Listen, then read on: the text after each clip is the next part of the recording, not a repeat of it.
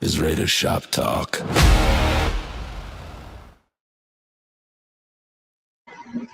What is up, Raider Nation? Got with me Darkside OB, and this is myself, Donuts Duncan, and this is Raider Shop Talk.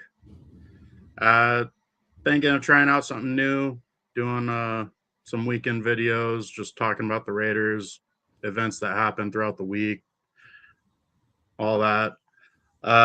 So like recent news, we've obviously filled our coaching staff.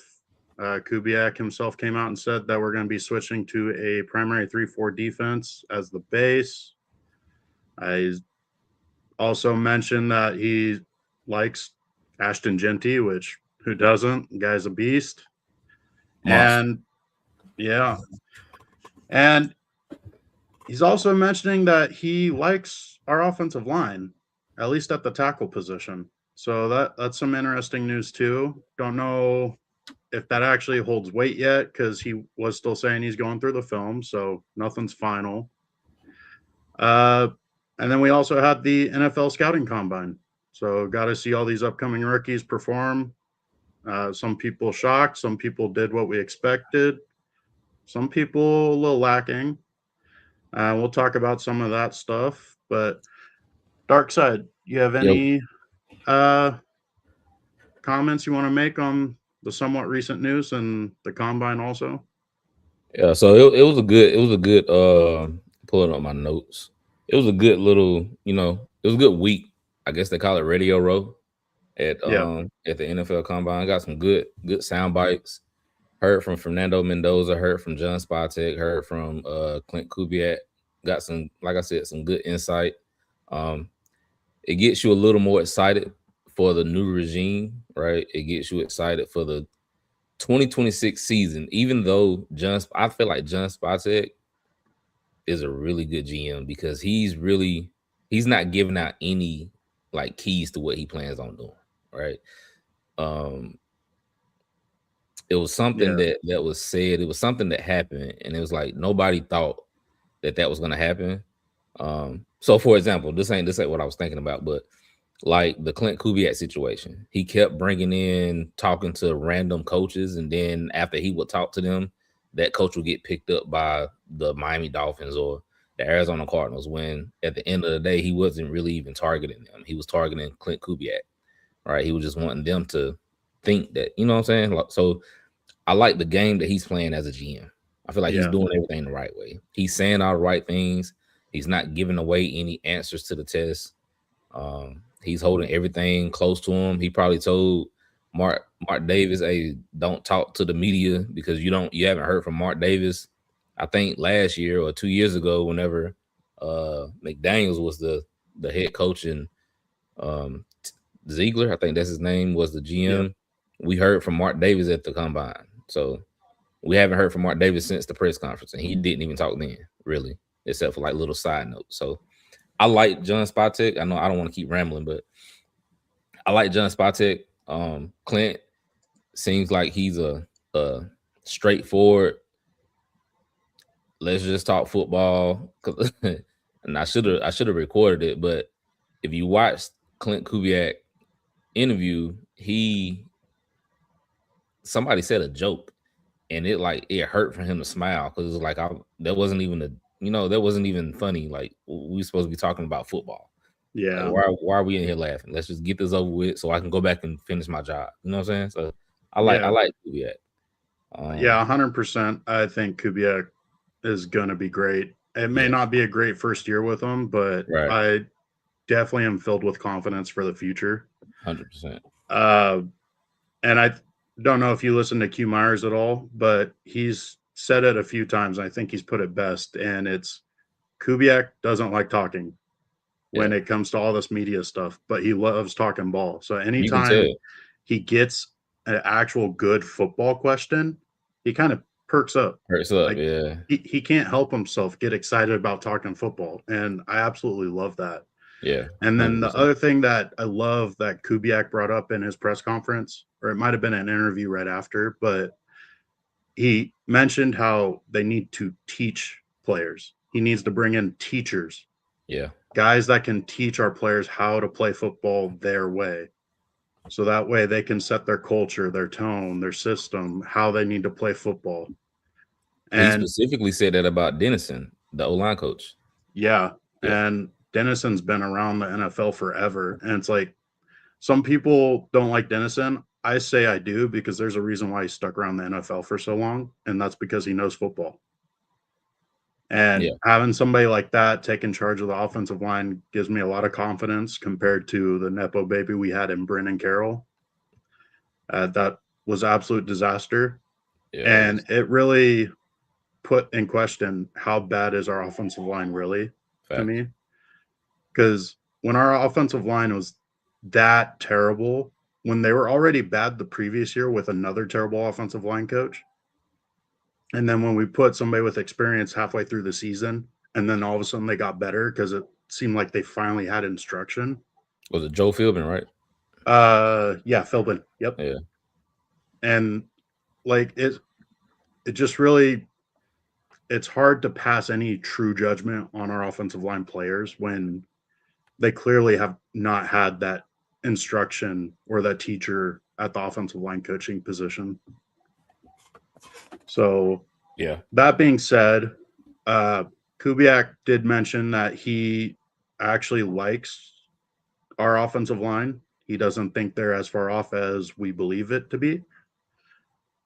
I mean, obviously, watching them play, it's hard to agree with them.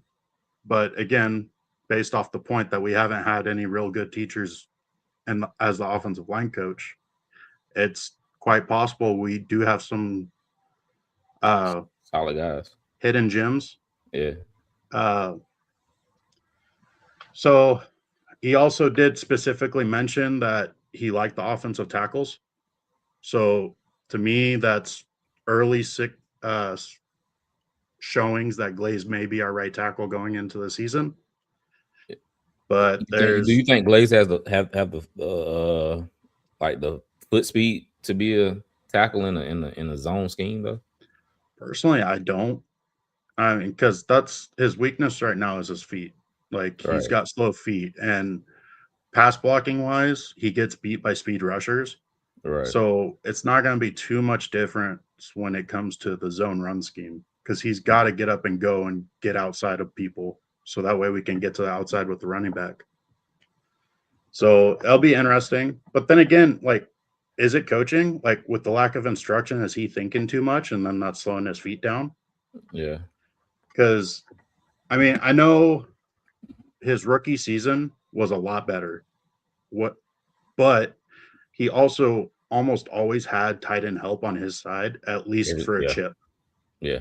So, like, that's going to slow down the fast rushers a lot of the time just for that little chip. And then that allows Glaze to catch up to him. Right.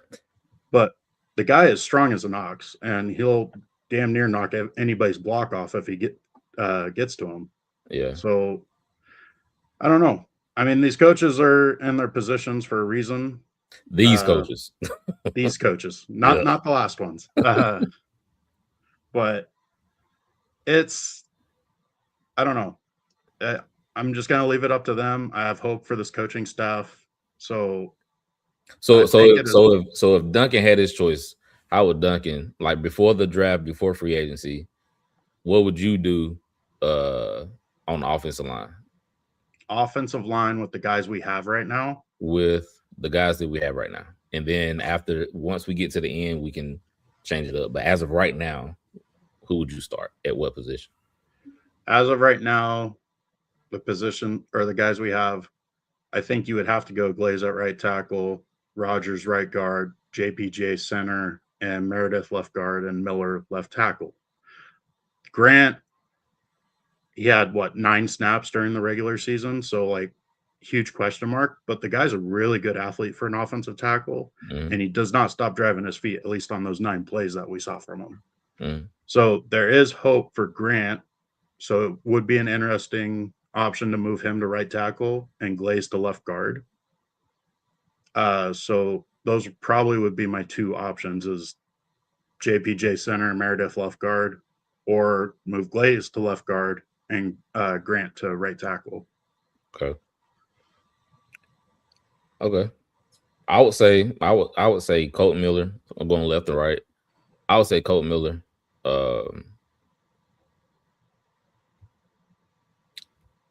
I would say Colton Miller.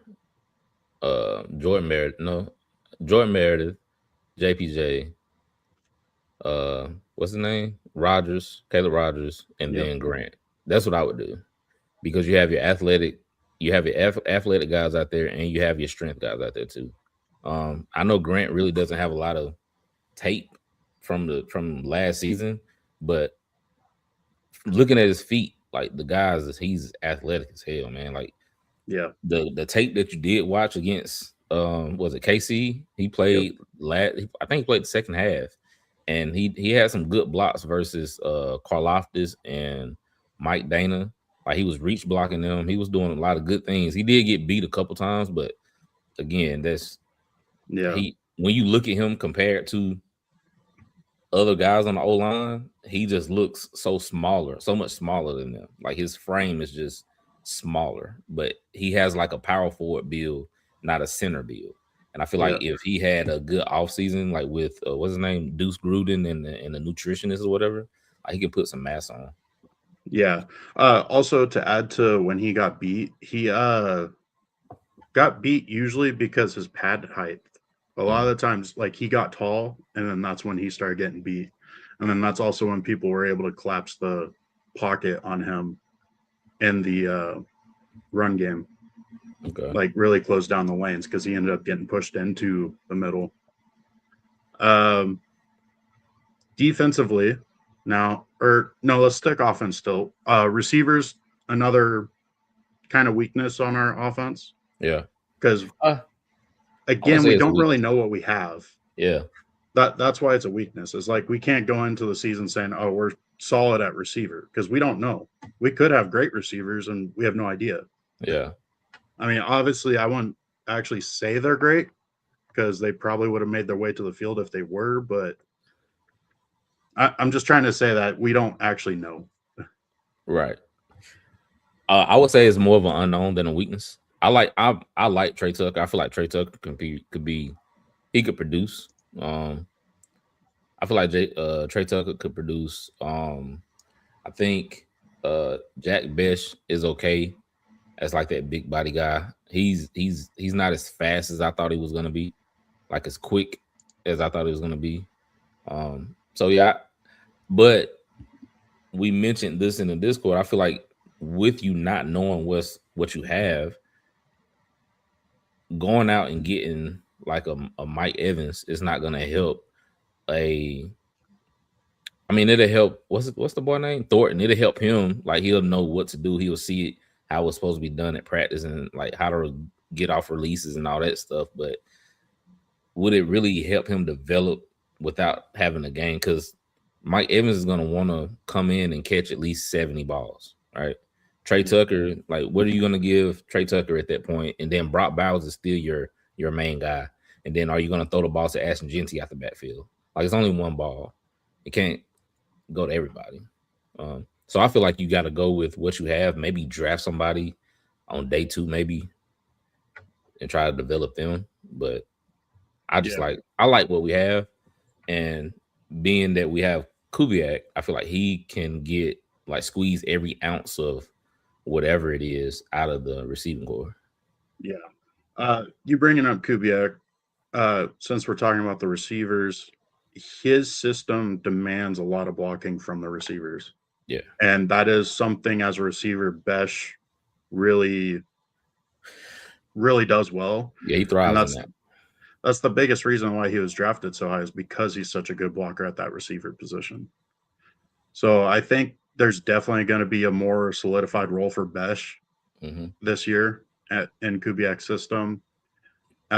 Maybe playing more of that like Cooper Kupp role that they did this year. And then as for Tucker, I can see them having him move around a lot in the offense pre-snap, moving in different positions, kind of like similar how they did JSN. Yeah. Because Tucker, I think a lot of people don't give him enough credit on his route running, because the guy gets open and he's pretty smooth on his routes. Yeah. I mean, yeah, the flashy thing is he's fast, but the guy doesn't get open just because he's fast. He And knows Thornton, when to use his speed and when not to use his speed. Yeah. right, yeah. Thank you. Thornton, he's the project of the group because tall, lanky, strideful receiver, fast. Like you take your eyes off of him, he can be gone and hurt you deep, kind of guy. His route running is not there. I was a little disappointed in that because I thought he actually had a little bit better route running than he did. But again, that's another thing is like, is that coaching? Because it really seems like on plays where he really had to get to a certain spot and stop and catch the ball, like for first downs and stuff, it seemed like he didn't really know what to do. Like he'd drift in the routes. He went hard stop, turn around, get that ball. Like there's a play. I think it was the Chargers game. I don't remember the team we were playing, but there was a play where we're going for a first down. They had Thornton do the short comeback at the first down marker, and he wasn't there. And Geno Smith stared him down the whole time and still threw the ball, and it was a disaster of a play. So it's possible it was a lack of coaching with Thornton. Like he just simply didn't know what his job was. So hopefully that gets cleaned up and maybe he starts shining a little bit more like he did in the preseason and training camp and stuff, where we started hearing all the stories about him. Yeah. What's up, Jack? Nice to see you in here. And our boy, First Down Raiders from the Tuesday show that I host with them. Nice to see you in here. What's going on? Now, getting to the defensive side, again, big news was we're switching to a 3-4 as our base, which traditionally, since I've been alive, we've always ran a 4-3. I don't remember the Raiders ever running a 3-4 as the base. I think we ran 3-4 with Mac and Bruce Irvin. Did we? It might have been a 4-3, like under or something though. Okay. Yeah, I don't quite remember. I just know it's always, as far as I can remember, it was a 4-3. Yeah. That being said, our personnel, how much of it does it actually fit into the 3-4, do you think, that we have currently? The current personnel, yeah, we need a lot. We need a lot. I feel like our defensive tackles, they fit as like the 5 technique defensive tackles, like those edge guys, I guess, not edge, but defensive ends, I meant. Like yeah, the guys lining up over right the now. offensive tackles. Yeah, those guys. Yeah, the D ends in the 3-4. We don't have that big body guy other than JJ Pegues, but we'll talk about that later. The linebackers, I'm not really a fan of our linebacking core. I know we got Tommy Eichenberg and a few people I've seen on Twitter and in the Discord saying that Tommy Eichenberg is going to do really good. I watched a couple of his film. He didn't look bad, right?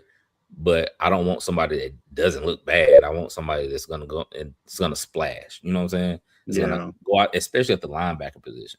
Last time we had a good offense, a good linebacker was when? Kirk Morrison? Yeah, I think Kirk Morrison's the guy that jumps out for me. Rolando McClain, maybe? Really good. No, McClain was terrible for us. You see what I'm saying? And you can't really name like that guy at linebacker that just controlled the defense. And I want somebody like that. I want somebody that's going to control the defense. Yeah. Navarro Bowman, he played with us for a while. Yeah, hurt, 2 seasons, 3 seasons. Yeah, but he wasn't really active. No, he was coming to the end of his career. No, I have some hope for Eichenberg. I think he could play really well, but he's given me kind of Markel Lee vibes, where was kind of Markel Lee. What was that? He was a linebacker for us. Kind of similar. 55. Yeah, I remember. Yeah. Similar situation to Eichenberg, where he dominated on special teams for us and just couldn't quite get to that starting role. Yeah. But for Markel Lee, once he did finally get to that starting role, he just kind of He was Hey, you there. pulled that name out the hat, boy. I ain't heard somebody saying him Lee in a minute. Yeah. Embarrassingly enough, I have his jersey. Oh yeah, that's very embarrassing. Yeah, I wouldn't tell nobody else.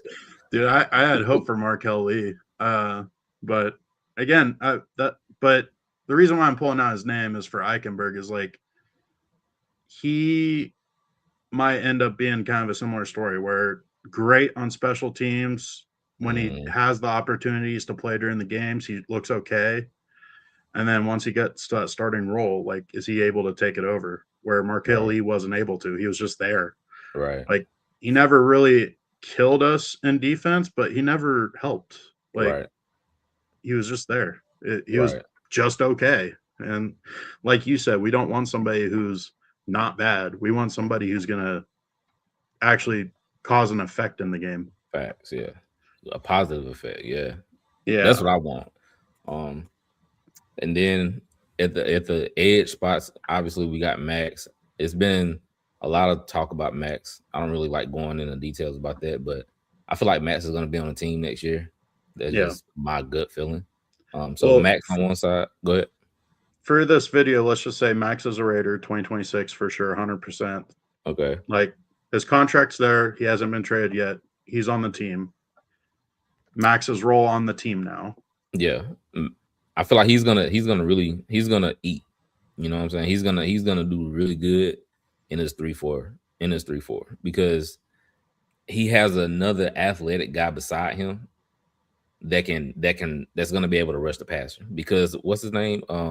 John Ulualu and Tonka Hemingway, those guys are pass rushers. So they're gonna be on right on the inside of him, like either to his left or to his right, and over the tackle or the guard. And the stunts that you're gonna be able to do with those two guys is gonna create either a matchup with the DN or with Max.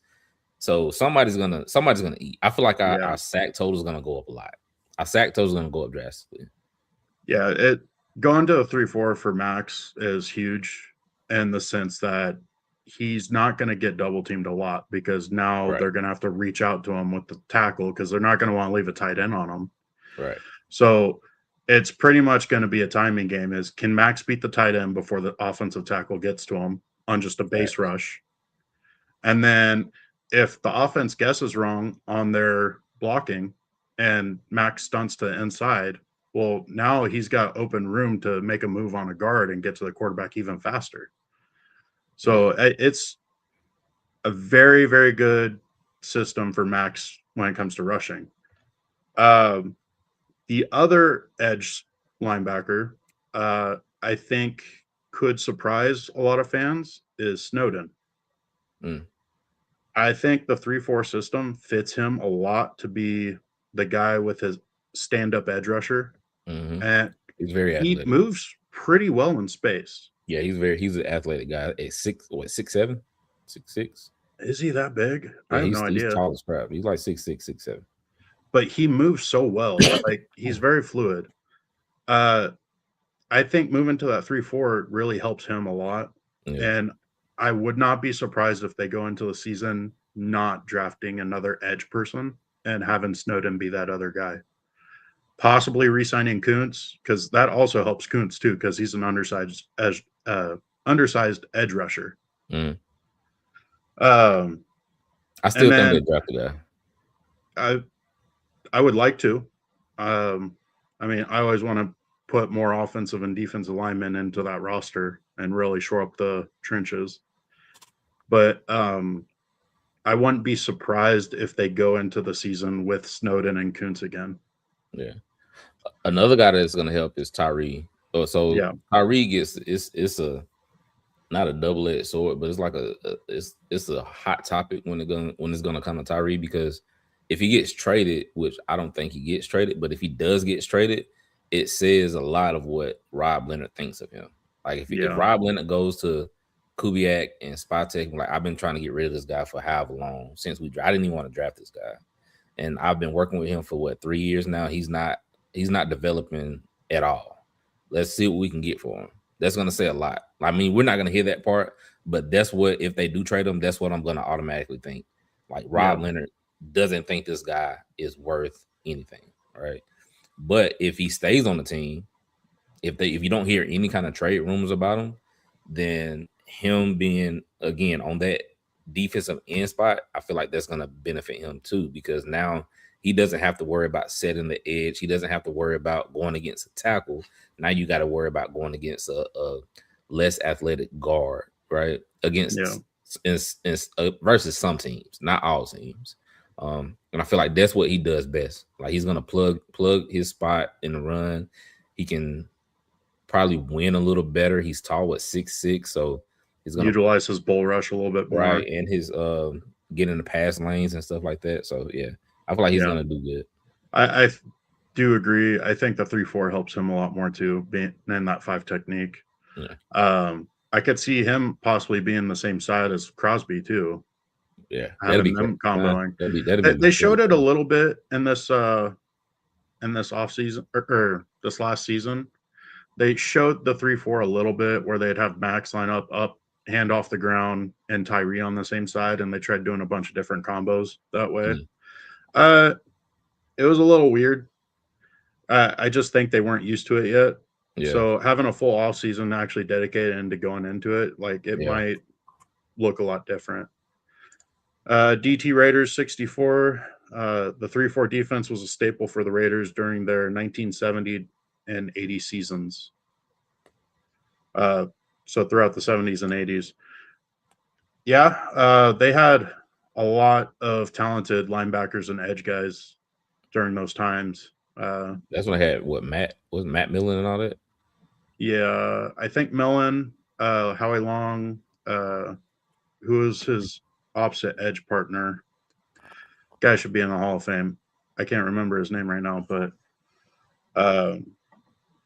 no, they had a lot of greats, and that 3-4 system fit their personnel really well. Yeah. And it might fit the pieces that we have right now. I mean, now that we're talking about it, like I'm feeling a little bit more confident on it. The biggest thing for us, though, is that nose tackle position and linebackers. Yeah. We don't have linebacker depth at all. We don't have linebacker starters right now other than Eichenberg if you want to go into the season with him as the starter. Yeah. So, like, that big, tough take on double teams because he's pulling on the lineman, nose tackle, to free up our linebackers to do what they want to do. Yeah. And then a true kind of can do everything linebacker in that middle. I mean, we'll get into the linebackers more because I know this draft's loaded with linebacker talent. Nose tackle, to me, it seems like there's 2 like legit guys, and then I don't really know who else after those 2. You talking about free agency? I was talking kind of more of the draft. Free agency, okay. I don't know. I haven't actually looked that much into free agency ever since it was announced that we were going to a 3-4. Okay. But we can talk about that more. Safety-wise, definitely need a true free safety. Right now we have 2 strong safeties, and one of them is more of like a hybrid linebacker. Yeah, I wouldn't. Yeah, he's a hybrid linebacker. He's a big nickel. That's what he is. Yeah. Sub package linebacker. That's what I call him. Yeah. If you use, because you're talking about Jeremy Chin, right? Yep, Chin. If you use Jeremy Chin as that like how the Chargers use Derwin James, like that's his role. He don't need to be 15, 20 yards off the ball. He needs to be within 5 yards of the line of scrimmage at all times, causing havoc, run fits, playing the hook curl or the flats. Like he doesn't need to do anything other than that. He's 6'4", 225, 30 pounds. Like, come on. Yeah. And he plays like it too. Like he plays big. He definitely causes fits in the run game too, because last year he was coming up and hitting people. Yeah. Polamalu, he is not a free safety. Unfortunately, the way our roster was last year, he got forced into that position. Played okay, but there were times where he was a detriment and the communication wasn't there with the corners, especially in that cover 3 garbage. I hate that. Yeah. But no, Polamalu is a decent strong safety. So we got him for, I think, under contract for this year still, and then he's possible free agent if they don't re-sign him. Which I don't expect them to give him any contract until the offseason, depending on how he performs. Yeah, he's not getting anything until next offseason if he deserves it. Yeah. Cornerback, another position that we're drastically in need of help of, because I think right now we only have 3 guys signed, and it actually might be 2, because I think Caillou Blue Kelly is actually a restricted free agent. So we have all rights to his contract. So we have to choose to pick him up or not. Now we got 3. We got Darian Porter, DCAM, and that Chig Wong. He got got an African name. So yeah. Okay, so yeah, we got 3. But that being said, those 3, you're not jumping for joy that those are our 3. No, Porter, I like a lot. I think Porter showed a lot of great things last year, and obviously showed he was a rookie too, because he made some rookie mistakes. But to me personally, it seemed like every game he started, he would start kind of slow, and as it went on, he was getting better and better and better. Where second half, it seemed like he was pretty much a lockdown. Yeah. So yeah, Porter, I have high hopes for Porter. And then Raider fans obviously want to talk about Stokes, seeing as he's a free agent. He's a cover 3 corner, flat out. Like, that's what he excels at, and that's all he excels at. Yeah. That being said, he played well for us last year, so I wouldn't be mad if we re-signed him. Yeah. I would be more disappointed if he was a top 2 corner for us. Facts. We need to get talent above him. Like, he should be the baseline. Like, if he's on our roster, we need to sign at least 2 more people that are better than him. Whether we draft 1 and get a free agent or get 2 free agents, whatever it is, I don't want him to be the primary or second starter. Right. I agree. Because he is a cover 3 corner, plain and simple. Yeah. I agree with that 100%. I don't want to go into the season with Eric Stokes as your left or right corner, like a day 1 starter. He's for me, he would be the 3rd boundary corner that you have on your team. He would probably be the 4th corner in like total if you count the nickel back. Yeah, and I like how you said boundary, because he cannot play nickel. He cannot play inside. No. He is not a good tackler, and he's too stiff for that inside. He's not a good tackler, and he's not a willing tackler. He doesn't want to tackle. Yeah. Which is cool, I guess, to some people, but I want my corners to play like Devin Witherspoon. Like, that's the type of corners I want. You're versatile. You can, because then Josh Jobe is another guy. I don't want to like just start talking about guys because we're gonna get into the free agency later, but those are the type of corners that I like. You know what I'm saying? That if the offensive coordinator feel like they're gonna pick on you that game and they're gonna run the ball, stretch plays and outside zone to your side, then you're gonna change his mind in the first quarter. But we can't do that no more because he's gonna tackle. Yeah. Now before we get on to our next thing, is there anything else on the defense that you want to put in or talk about? Special teams or special teams? Like, are we re-signing Carlson? Or are we looking at somebody else? No, I feel like you gotta bring Carlson back because you know what he is. He's been with the team. He has rapport with the team. I just feel like unless you like draft somebody and have them compete with them, then you gotta bring him back. That's just my opinion. But I'm not like a real big kicker guy, so I really don't know. Yeah, I personally I would try to re-sign him and then maybe bring in some competition for him. Yeah. But I mean, the guy's been solid. The past 2 seasons have been a little bit more rough for him, but also we just had a season where our special teams coach got fired because of how bad the special teams overall was. Right. So like how much of that goes into Carlson's head when he's kicking? Yeah. So I don't know. I do know. I would sign Carlson back. Yeah, at least to a single year minimum, but he needs to come back for 2026. Yeah. But it makes you think though, like they didn't re-sign him last year. Why did they not re-sign him this past offseason? Because kickers don't cost $2-3 million a year. Yeah. Well, it kind of depends on the tier of kicker you are. So like you can cost upwards of $6 million. but he's not going to demand that much because No. his inconsistencies. So he's probably going to be maybe 2.5, 3.5 mil. Right. Yeah. So it just makes you think. But yeah, I would resign him. Yeah. It's another hole that you ain't got to worry about filling. Yeah. Anything else on the defense or offense that you wanted to talk about? Offensively, I feel like we need another running back. Definitely need another running back because when I say this, I know Kubiak said it and it kind of went viral, but I was already thinking it.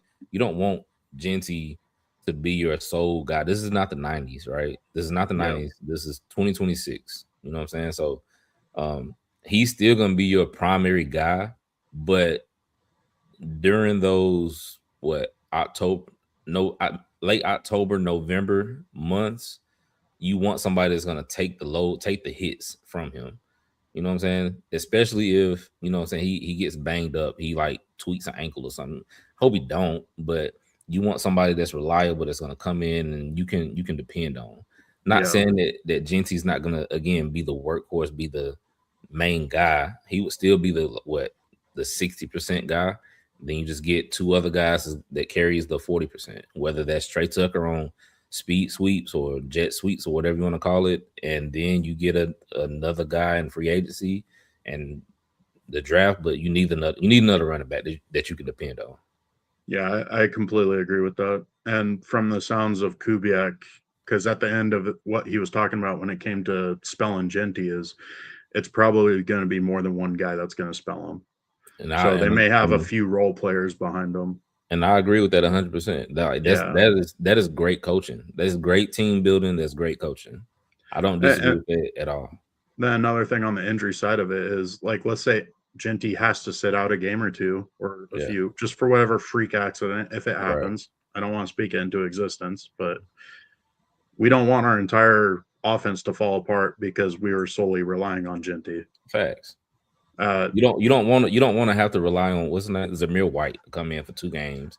He's not good, right? Like who's our special teamer running back? Dylan Lawby. Yeah, the guy who every time he touches the football from the running back position fumbles. So definitely need to get some help there. Yeah. Could easily be free agency because there's a lot of interesting names in that. Could be the draft because there's a few horses on this draft that may be late day 2 or day 3 picks. Yeah, it's a lot. Yeah, you can get some good running backs on day 3. One more thing I'm gonna touch on before you move on is tight end. I know we got Brock and Michael Mayer. I think we have 4 guys. What Carter Runyon and another. There's another guy. There's another guy, but and again, we're gonna talk. I'm foreshadowing here, but I mean, I'm getting ahead of myself. But I feel like we need another utility type guy. Yeah, I don't think Michael Mayer can be that guy. Just my opinion. I just feel like you need another guy that's like super duper athletic that can be a tight end and a fullback type.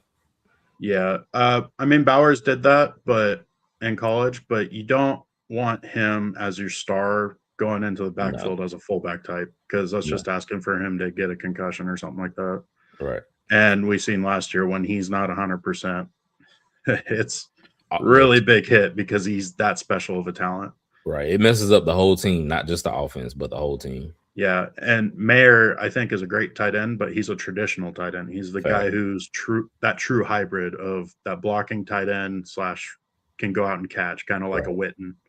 Right. Not saying he's a Witten yet, just that's the kind of style he plays. So got draft stuff, or we could throw on our GM hats. Which would you prefer to talk or combine? Sorry. Yeah, we talk combine. All right. So is there any positions that you wanted to focus on first? Let's look at the running back. Running backs. Okay. So running backs got all the different events. We got the 40-yard dash up in their times. So Mike Washington, holy cow. You remember after the Senior Bowl, I told y'all when it was me, you, and Downs. Yeah. Who I said was my favorite guy at the Senior Bowl. Mike Washington. Mike Washington is he's a football player, man. He's fast, but he's a great. I ain't gonna say great running back. He's a really good running back. He's a really good running back. He's a monster because he's big too. Yeah. And he's got some weight on him. If you click on his name, it'll show you like his measurables. Okay. Yeah. Oh, there we go. Yeah. So he's 6'1" running back, 223 pounds. So he's got some good size on him. Yeah. And that's what you want. That's what you want spelling Genty. You don't want somebody that's on the smaller side. You want somebody that's like on the bigger and that has some explosiveness too. Right. Yeah. So you want somebody that's like 6'1" with 220 pounds on him. Yeah. So it shows his whole. So he did 40-yard dash, which comes with a 10-yard split, right? Because that's where they get that from, is that first 10 yards in the 40. Correct. Vertical jump and broad jump for your explosiveness. And that guy's a monster. Yeah. But, so that 1-5-10, that 1-5-10-yard split. Yeah. That is borderline elite. I ain't gonna say elite. That is like top tier as far as like your 10-yard split. That lets you know how explosive you are, right? And you can correlate that with the vertical jump. If you're getting close to a 40, your 10-yard split should be on the lower side. So, for example, running backs, you want them to be between skill players, you want that to be between 1.5 and 1.6. If you're getting over 1.6, that means you have really slow feet. If you sub 1.5, then that's when you're like elite. You know what I'm saying? You got like some of the best bursts out there. You know what I'm saying? So, yeah. Just something to think about. I mean, Jeremiah Love is obviously the top running back prospect on this draft. He's really smooth runner in my opinion. And he's click on Love and let's see what his split is. Right. Oh, that's crazy. I would expect that to be a little lower. 5'5". But that's still good though. That's still really, really, really good. Yeah. Well, he's more of a one-cut running back now. Yeah. So he would be a good running back for the zone run scheme. Oh, 100%. We're not looking at him. The guy's a first-round pick. He's a top 10 pick, top 5 pick, to be honest. Yeah. So if we're looking at the split, then we can look at it this way. So we got Jam Miller. Top 1 then. Wow. Yeah. Yeah, your boy Mike Washington's up there in the elite category for this year's draft. That guy right there, that hiking something, the guy from Navy, Heidenreich. He doesn't look that fast to me. I don't know how he ran it. He doesn't look that fast to me. Let's click on him. Tape, ran a 4.4. He didn't look like 4.4 when I watched him play though. He looked more 4. I mean, again, this is like a 10th of a second, but he looks more 4.5, high 4.5s. Okay.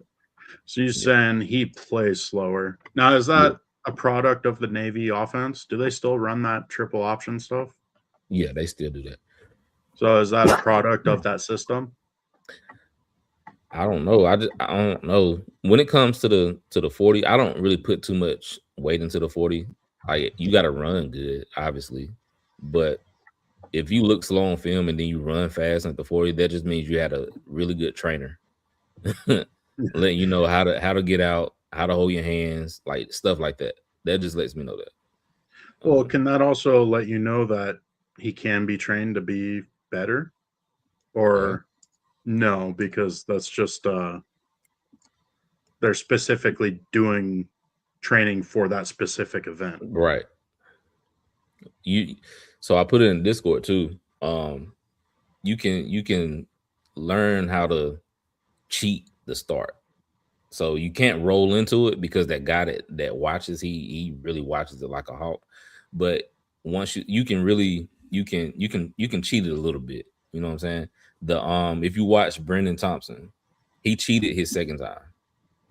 If you watch him compared to everybody else, I'm not saying the guy's not fast. He's fast as hell. But if you watch his second run, he cheated he cheated the run. And I can't pull it up, but I'll show you what I was talking about. But that's what I mean. He cheated his run. Heidenreich? No, Brandon Thompson, the guy that ran the Oh. 4.27 or something like that, 4.26. Is he a But receiver? he's a receiver, right? You go to the 40s. Dash Brandon Yeah. Thompson. 4.26. And then I gotta turn the volume off. Okay, there you go. Is that the first one or the second one? This is the first one, Okay. I believe. Or no, this is his 4.26 run. So, all right. So let me show you what I'm talking about. you want me to Started over. pause? Okay. All right. That's it right there. Pause. No, keep going. Okay. All right, pause. Right there, stop. All right, so now he just put his hand up. It's up to that guy that's bent over right there. I can't remember his name, but it's up to that guy that's bent over with the gray shirt on. If he's gonna blow that whistle, because he has to hold that hand up for at least a count, like for at least a breath. He has to hold that hand up, and you can't lean, right? Because when you're running a 40, I feel like I'm talking in circles, but when you getting ready for the 40, you put your hand in the dirt, you pull that hand back, the other hand back, and you want to get as much momentum going as possible. Because when you stop and pause, then you're getting your real true time. But if you doing everything in one motion, you're getting that momentum built. I know it doesn't sound like a lot, but it really does cut a good 0.3, 0.4, and if you're really good, 0.5 seconds off. Okay. Yeah. So that's some interesting news that information that I didn't know. Yeah. I'm not a runner. I'm a big fat guy. I've always hated running. So I only know this because when I had to do it when I was in college, they told us all this stuff. Okay. So was there running backs? Was there anything else that you wanted to see on the running backs? Like, nah, I will say, like I said, Mike Washington, he looked good. When I watched the drills, Mike Washington looked smooth. Scroll down, it was somebody else that looked smooth. Jadarian Price looked smooth. Emmett Johnson did not look smooth to me. Robert Henry, that guy from Texas San Antonio, he didn't look like a NFL running back to me. Now he might go to a great system and he might ball out and make me look stupid, but in those drills, he looked like his feet were stuck in mud, in my opinion. Okay, that's kind of surprising because I've been hearing Robert Henry's name a little bit, but yeah. I mean, he did go to a small school, so yeah, it could be coaching. Yeah. Now let's go to, because us as Raider fans, we really want O linemen and D linemen and linebackers now that we're going to a 3-4. So yeah. I don't know if the O lineman stuff is up yet. Okay, they are. So you got offensive lineman Logan Jones flying with that 4.9. Yeah, I like Logan Jones. Yeah, that whole Iowa O line, the 4 guys that are coming into the draft, they're just solid across the board. Janice Duncan looked like the best. My bad. Janice Duncan looked like the best O lineman out there, though. He just looks smooth. You can tell. Like my son played baseball, and you can just tell who has it and who doesn't. He looks like the guy that has it, and everybody else is just out there with him. Yeah.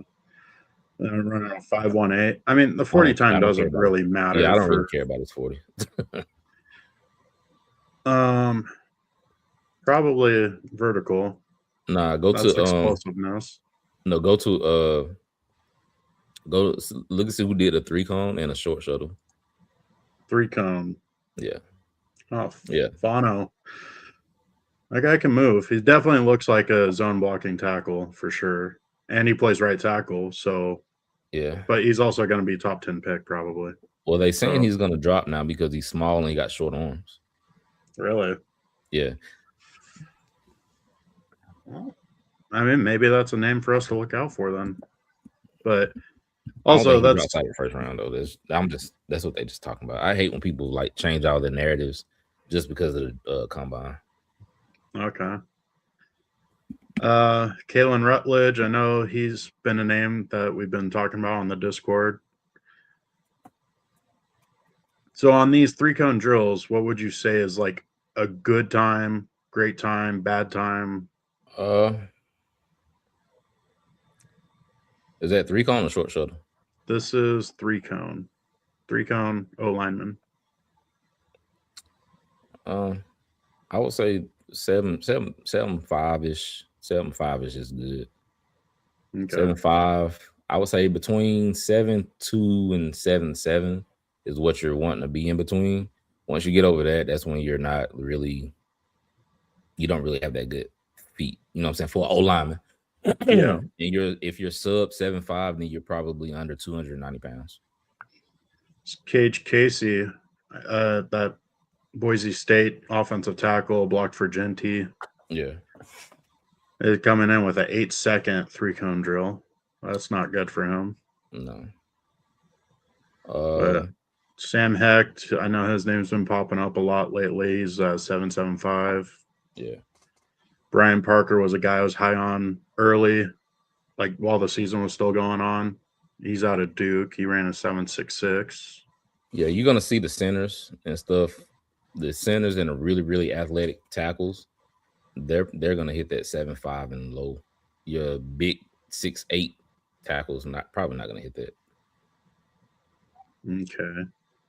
And then the shuttle time. Rutledge got the best one on that. Dunker came up at a 4.63. Right. So for this right here, you want to see between 4.4 and 4.9. Once you hit that 5, then again, you're showing your athletic ability. Yeah. Well, the guys that ran it, Huron's the only one that got sub 5, and it's barely worse than a 5. Okay. The 5.09. But seems like mostly interior O linemen ran it. Yeah, and that makes sense. That makes a lot of sense. Because those are the guys who normally pulling and stuff like that. So they got to have really, really good feet. Yeah. Well, I feel like in a outside zone running scheme, you got to have those good feet too, because you got to get outside of your defensive ends and your edge rushers, because you really got to set that edge. So like go down Parker Brailsford, the guy from Alabama. Parker, go up a little, right at the top. Oh, right here. Yep. Like click on his name. I think he's like 285, 290. He should have been faster than that. Yeah, he's 290. Like he's small. You should be way faster than that.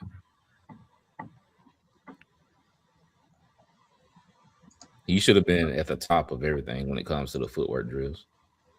And Sam Hecht is 300. He's 6'4".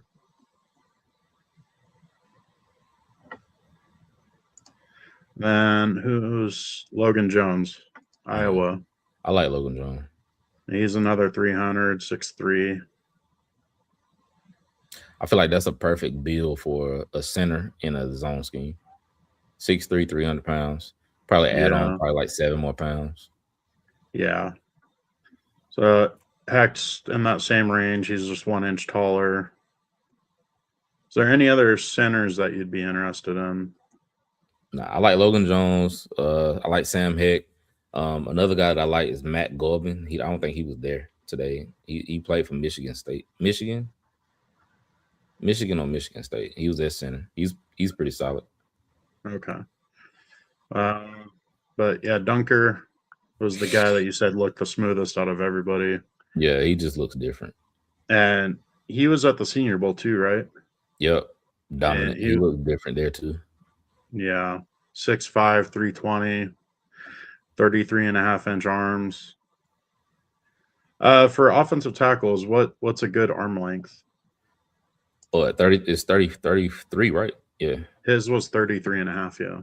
Yeah. So I think 33 is like that baseline that you want to hit. You get below that and you got to have like super duper great feet. Like him.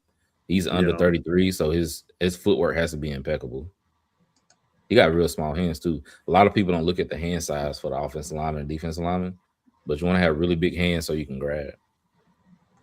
Okay. Let's move on to the defensive tackles. So we're still on the shuttles. Caleb Proctor, Southeastern Louisiana, small school. Been hearing his name pop up a bit. Yeah, I heard Sneaky that. day 3 guy that may come out of nowhere. Yeah. 290, so a smaller size, so he'd probably be more of a 5 technique guy, Yeah. right? Yeah. Too light in the pants for a nose tackle. Unless he's just strong as hell. Yeah. And also he could bulk up because he is at a small school, so it's possible that he wasn't able to bulk up as much as he needed to. Right. So, I mean, that diet stuff all goes to a completely different level once they get to the NFL. Yeah. So my guy is Grayson Houghton right there, Oklahoma. Yep. I know he went to Oklahoma, so this is gonna be kind of weird that I'm comparing him to Gerald McCoy, but he reminds me of Gerald McCoy. Really? That's high praise. It is. But if you watch his tape, like this dude is really good. He is really good. He has the potential to be, especially in a 3-4 on the opposite, not the opposite side, but like right beside Max.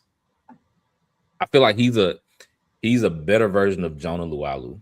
And I think he went to Oklahoma too, didn't he? Jonah? I think he did. I think he did, yeah. Yeah. So I feel like he's a better version of Jonah Lualu. Okay. So I mean, yeah, that's an interesting name. Do you happen to know where it's looking like he's going? Yeah. I don't know. I was saying day 3, and then now everybody's talking about him, so they're saying day 2. So I mean, I don't know. Maybe a late 3rd round pick. Yeah.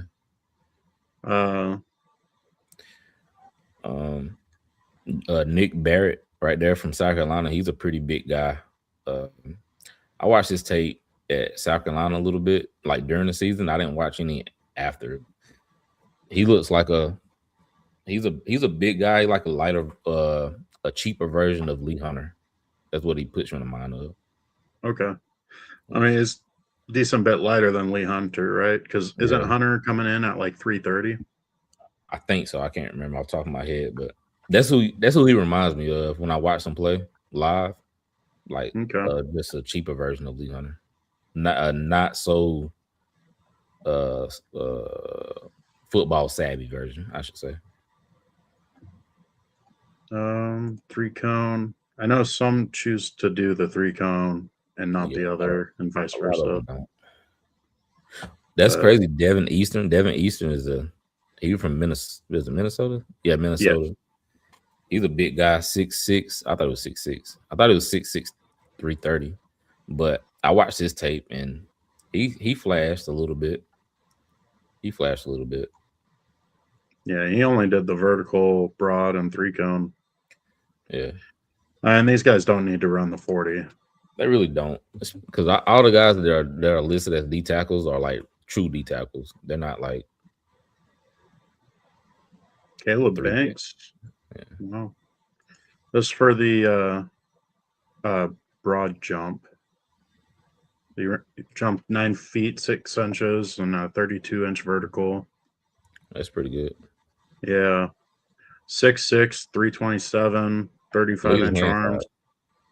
This guy is huge. Now, with him being 330, that could put him at the nose tackle range, but also with him being that big and with such long arms, he could also possibly play that 5 technique, right? Yep.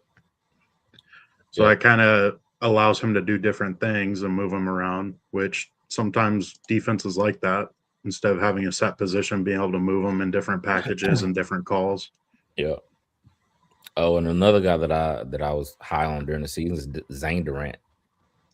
He's similar to that Grayson Houghton build. Oh, he's lighter. Thought he was around that 300 range, but he reminds me of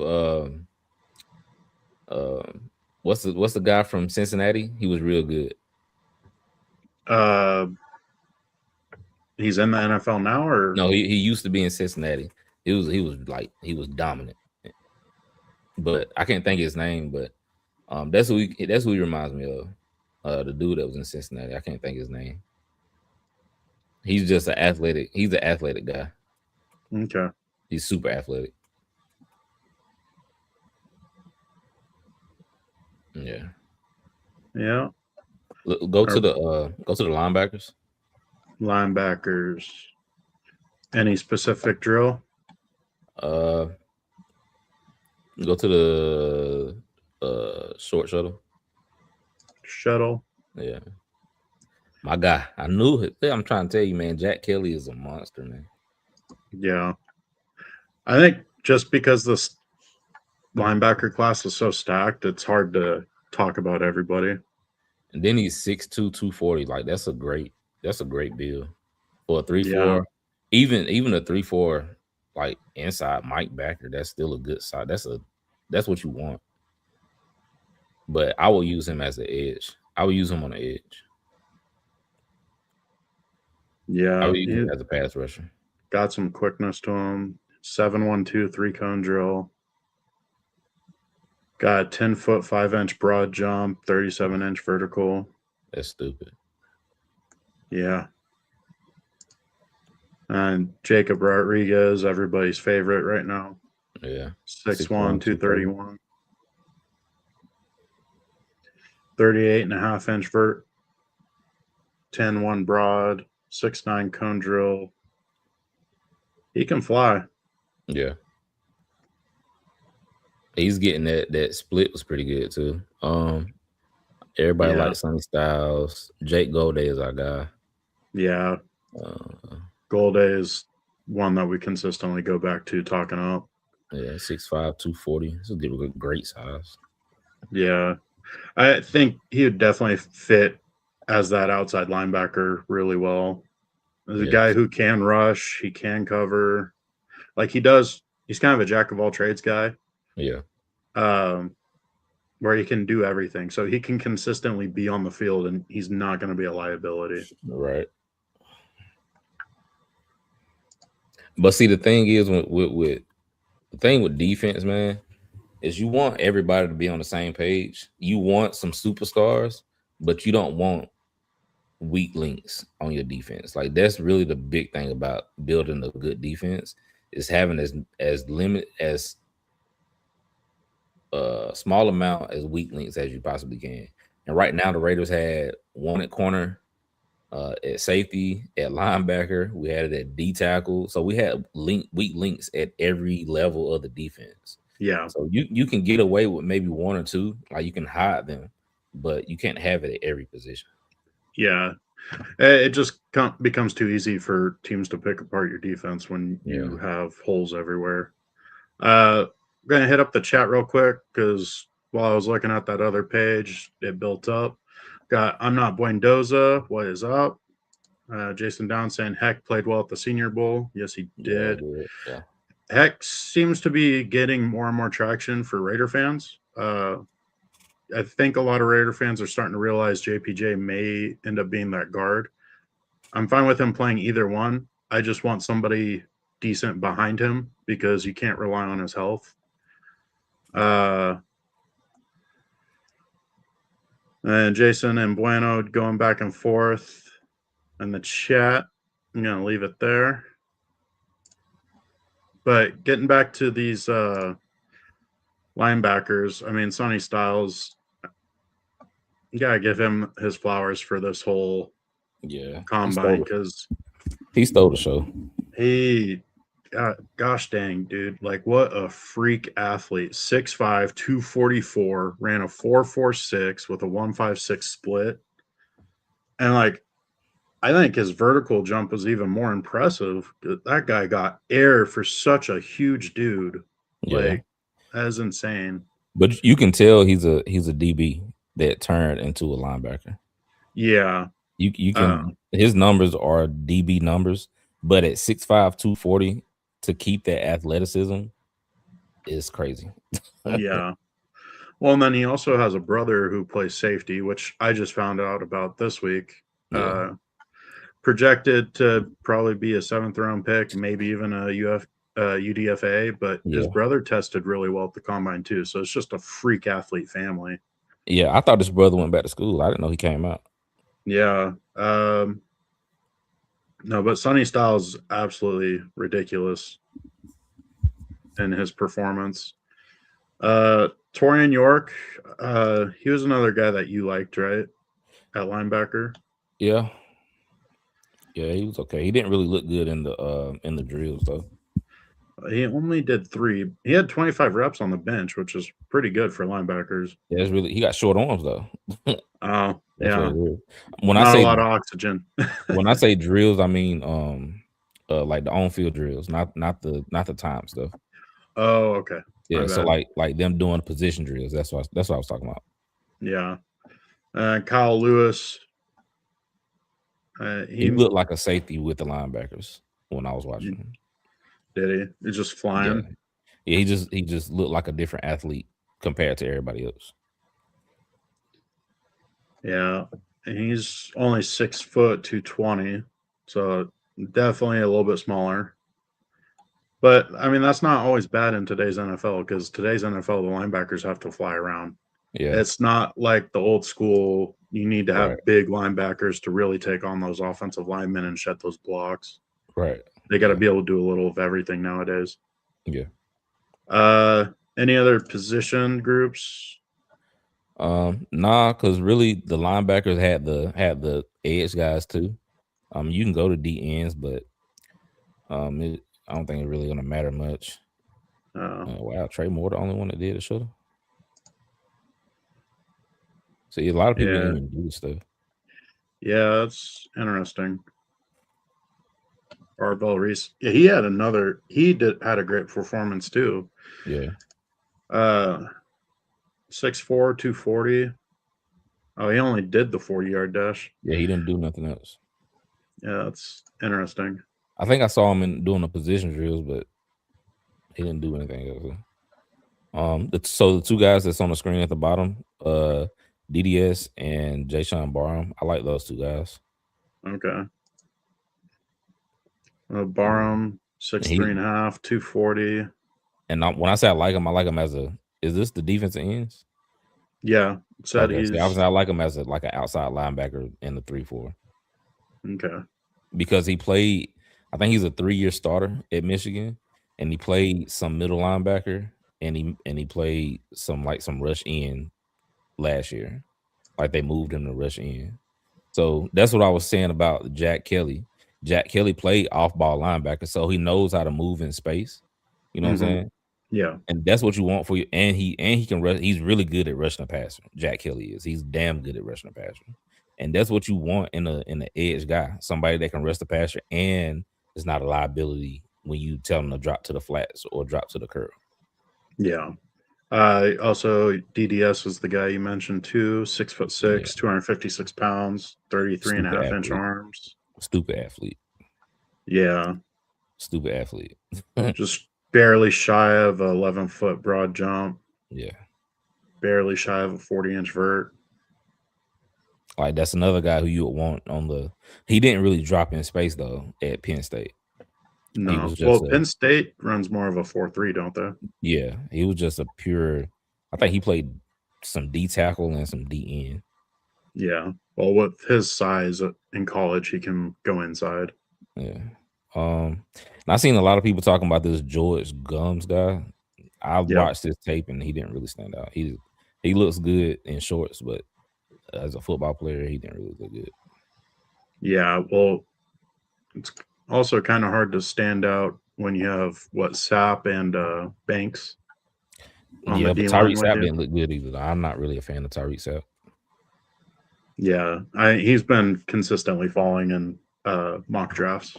Okay, it makes sense because I think he's in the 5th round now, and he's he's been there for like 6 years.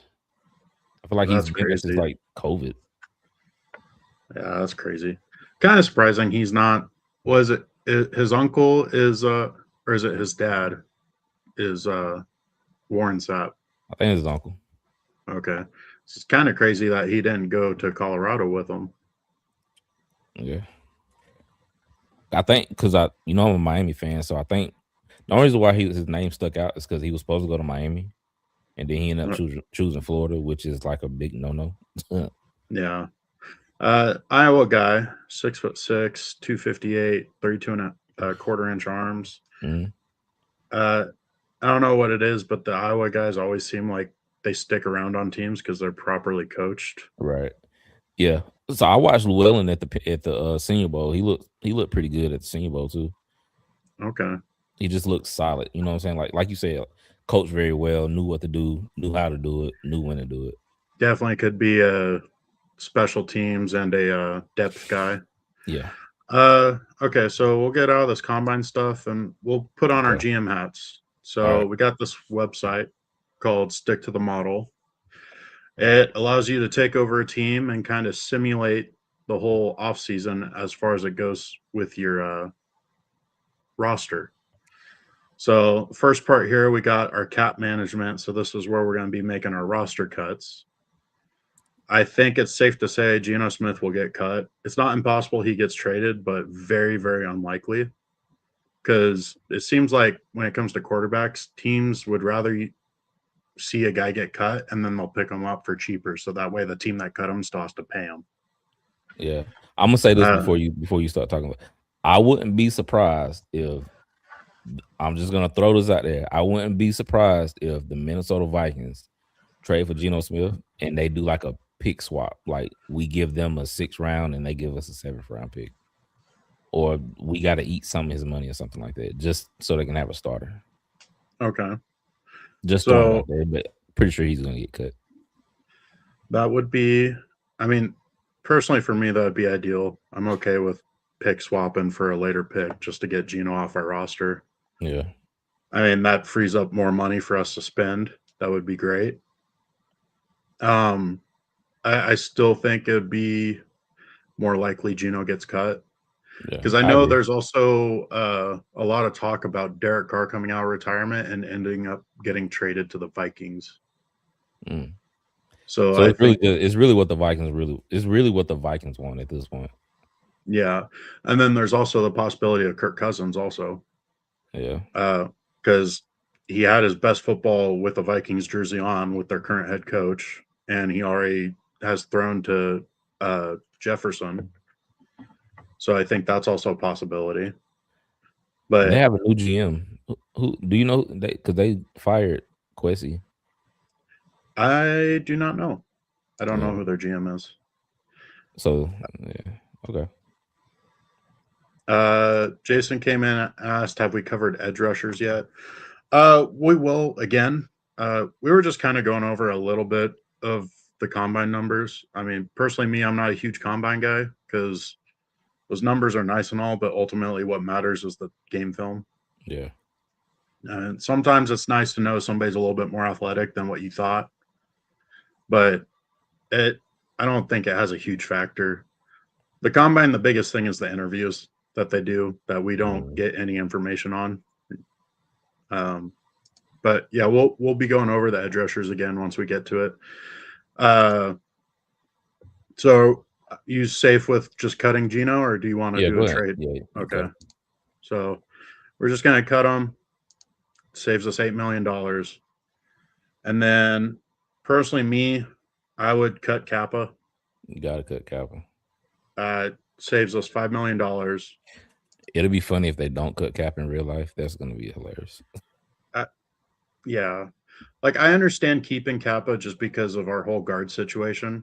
Because realistically, right now we go into the season with our current roster. We're gonna have Meredith and JPJ that can play center. Kappa can play center now too, which he actually looked better at center than he did guard, which kind of amazing. But Rodgers, I feel like he earned enough to at least challenge for that right guard spot. Who he basically challenges or fights for it against in the offseason, we don't know yet, but it could be Kappa. What's your thoughts on Adam Butler? Adam Butler? Yeah. He's a good veteran presence. He's kind of a locker room leader. But that was also during AP? Yeah, AP's year.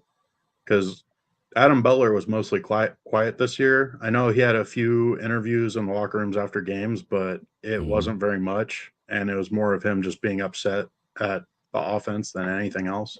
Yeah, I feel like he'll do good in the 3-4, like in that 3-4 scheme, because he needs. I feel like at that 5-tech defensive end spot in the 3-4. I think that's where he needs to be. So, it wouldn't shock me if they try to get rid of him, but I feel like he'll do good in this scheme. I don't think they will get rid of him just because you say he's a locker room guy, vet presence. You can't get rid of certain guys, and he's one of the guys you can't get rid of. But he needs to be beside somebody that's gonna control two guys or demand eyes. You know what I'm saying? Yeah, to free him. He did take on a decent amount of double teams this year, and he was ineffective the whole season. That being said, if they don't go after somebody who can be that true nose tackle, I think it ends up being a mix of guys that plays it, and I think Adam Butler is one of the two that would be the primary guys that rotate there. I think he's a little bit undersized for it, but this app doesn't give you any information on the players specifically. But definitely we're keeping Butler. Okay. I don't see the team cutting him. Yeah, I don't either. Were there any other names that come to mind that you think is a cut or worth talking about? No, not really. The rest of the guys are depth / camp body guys, so you can't cut everybody. Yeah. Yeah. So we'll go on to the next stage. This is the trade side, so it generates some trades for us. So like for our team, usually on this app, Michael Mayer and Trey Tucker are like the two hot names that they'll generate trade options for, and then they'll also offer some players to us for picks. And it's just kind of interesting to see what pops up. Yeah, I'm not trading Trey Tucker or Michael Mayer. Yeah. Only way I'm trading Mayer is if we get a really good pick for him. Right. Unless it's like something crazy, I'm not trading. But I'm definitely not trading Mayer for a pick outside the top 100. I don't even know if I'd do a trade for him for a pick outside of like the top 75. Yeah. No, I wouldn't either. So definitely dismissing that. Trey Tucker, Seattle wants him for a 96. No. I agree. Mayer outside the 100, nope. Trey Tucker for the 113 and the 154. I don't think so. That's the 4th and the 5th. No. Yeah. I think maybe for a 3rd and a 5th, I would think about it. What's that? That's the 3rd. That's the back end of the 3rd. Yeah. So no. I think Trey Tucker is one where we have to keep on our roster anyways, because right now he's our clear number one receiver. Yeah. Kansas City's trying to give us a tight end. Automatic no. Because Noah Gray doesn't fill that utility role that you talked about earlier. No, he don't. Kayshon Boutte for the 102 and the 117. That's a 4th and 2 4s. No. Nope. And then DJ Turner for a 3rd round pick. I think he's a free agent. Is he? I think so. That's the corner, right? Yeah. Yeah, cornerback. I think he's a free agent. Well, then we are not doing that. Is there any trades that you would want to see? Nah, I'll run it like how it is, unless you want to trade somebody. Okay. No, we're good. I don't want to give up capital, and I don't know if I would trade away 4 picks simply because I don't know who really is worth a trade. Like what team is going to go jumping up what players on our roster? I mean, like Tyree would be the interesting name just because trading for him, you get to see if he's pans out on your team, on your roster, and if not, then you get a chance at a draft pick if he gets signed with another team. Yeah, that's really the only guy. That's really the only guy that you could sacrifice. I mean, Mayer would be the other guy, but I don't think we do because I think we're going to be playing a lot of 2 and 3 tight end formations. Yeah. Restricted free agent tenders. Personally, I'm keeping both of these guys. Yep. Meredith just needs to move back to guard because he's a solid guard. He's undersized, but he does his job well. At least as a backup. Yeah, he's good backup. Yeah. Yeah, I think he's a very good backup. And if, like, let's say JPJ is that left guard, Meredith being his backup at left guard, I think we're solid there. Yeah. And Thomas Booker, he did okay.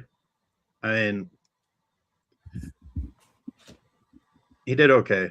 There's not much else to say. Like, he showed some glimpses of being decent, but he's never really going to be more than a role player, in my opinion. Yeah, I agree. And going to that 3-4 system, you got 3 defensive tackles, so I think we want to keep them as depth. So I personally, I'm keeping both the tenders. Yeah, you keep both of them. Okay. So now it's going to show us our free agents. So we got Malcolm Kuntz. I'm just going to name them off first, and then we can go back and see which ones we want to keep. Eric Stokes, Devin White, Kenny Pickett, Tristan McCollum on exclusive rights, Caillou Blue Kelly, exclusive rights, Noden, exclusive rights, Darnay Holmes, Stone Forsyth, Dylan Parham, Tyler Lockett, John Radigan, Alex Backman, Will Putnam, another exclusive rights, Jacob Bobenmoyer, Terrell Edmonds, Carlson, Lonnie Johnson Jr., Ian Thomas, Jamal Adams, Zamir White, Landon Roberts, and Raheem Mostert. So let's go to the exclusive rights first. So Will Putnam, center, I'm not keeping him. So when it comes to the exclusive rights, that means the guy's only been in the league for, I think, less than 3 years, and you can sign him for like vet minimum, not vet minimum, league minimum, which is, I don't know what it is. I think on here is what, $1 million. So anybody that's exclusive rights is going to be $1 million. In my opinion, I would retain every single one of them and use the ones that I know I'm going to cut just as a camp body. And then if I like another person at that position and I'm able to sign them, then I'll just cut them. That'll be my guy that I'm going to cut. You know what I'm saying? Okay. So exclusive rights, retain them. Yeah, just because it's only $1 million. Okay. And it's not even a guaranteed $1 million. Right. So Charles Snowden, not even hurting Caillou Blue Kelly, Tristan McCollum. So those were our 4 guys. All right. So now Malcolm Kuntz. He's 28 years old, and this is showing he's going to have a 13 to 20 million price tag on him per year. I would re-sign. I don't know what this thing's going to say. And before you click on it, don't click on it. No, we can re-sign. It'll pop up another window. Okay. But see, 15. Would you do that for 15 million? I would not. Right. Yeah, I wouldn't do that for 15 million. Me personally, I'm looking at the 10 to 12 range. Right. Which this app isn't going to allow it. And I would give them a 2-year max, like on years. Right. Yeah. But like offer rejected. I can't see giving Malcolm Kuntz $15 million. No, not after last year's performance. Yeah. But like you said at the beginning of the show, I do think he'll do really good in the 3-4 scheme. I feel like he'll do really good. And I don't think he's gonna demand, okay, give me 15 million. You know what I'm saying? I think he is going to be around that 10 million range. Yeah. Especially after his performance last year. That being said, he's going to be shortchanged a little bit because of performance. But as far as the team side of it goes, that's a great deal for us because the second year after his ACL surgery is really when players really come back to full strength. Yeah. So, I mean, Kuntz could argue that he deserves more because it is his second year after the surgery. But I don't see him getting over 13 mil at all. We could force it, or we could just trust the app. What do you want to do? I'll force it. Force it. Force it. Yeah. You can force it. Yeah, so I can make offer and then I could force the 11-4. Yeah. Got his Okay. family hostage. You're gonna take this $12 million. Yeah. So Eric Stokes. I know the hot topic when it comes to you and me when it comes to our cornerbacks. What's a good see, now I'm at 82 mil. I'm at 82 million. I really don't have any experience at corner. Like real good experience at corner. So you would have to get free agency. I mean, you can bring them back. But again, I would still go in thinking, okay, I need to really hit. I really need to hit a free agency. Yeah. I mean, we could look at the market too. So we can go to cornerbacks. So then it breaks down our guys will be at the top, and then it'll show like kind of the top guys to the not so good guys. Okay. So cornerback, we got Eric Stokes and Darnay Holmes that we could try to re-sign. And then I don't like Darnay Holmes. Yeah, Holmes can walk. But you got like Flott, Tariq Woolen, Greg Newsome, Melifonwu, Joshua Williams, Jaquan McMillan, who is I like McMillan. So I think with I don't know what the ROFR stands for, but I believe that's the one where we can offer them, but the Broncos get the opportunity to offer the same deal to them, and then So the player gets to choose if they right of first refusal. I think that's yeah. Like the what's the guy that with the Patriots? Christian Ellis from last year. Yeah, like that situation. Yeah. Brown, Jamel Dean, Josh Jobe. I know you brought up Jobe. Yeah, I like Josh Jobe. So that's a guy we can make an offer on. So they're saying 12 million. Like that's perfect. Yeah. And then how old is he? 28. I'll give him 3 years, 12. 3 years. It's really just that first 2 years. And then that last one is going to be a team option, I guess. Okay, so he accepted it. So now we got a corner. I would go linebacker.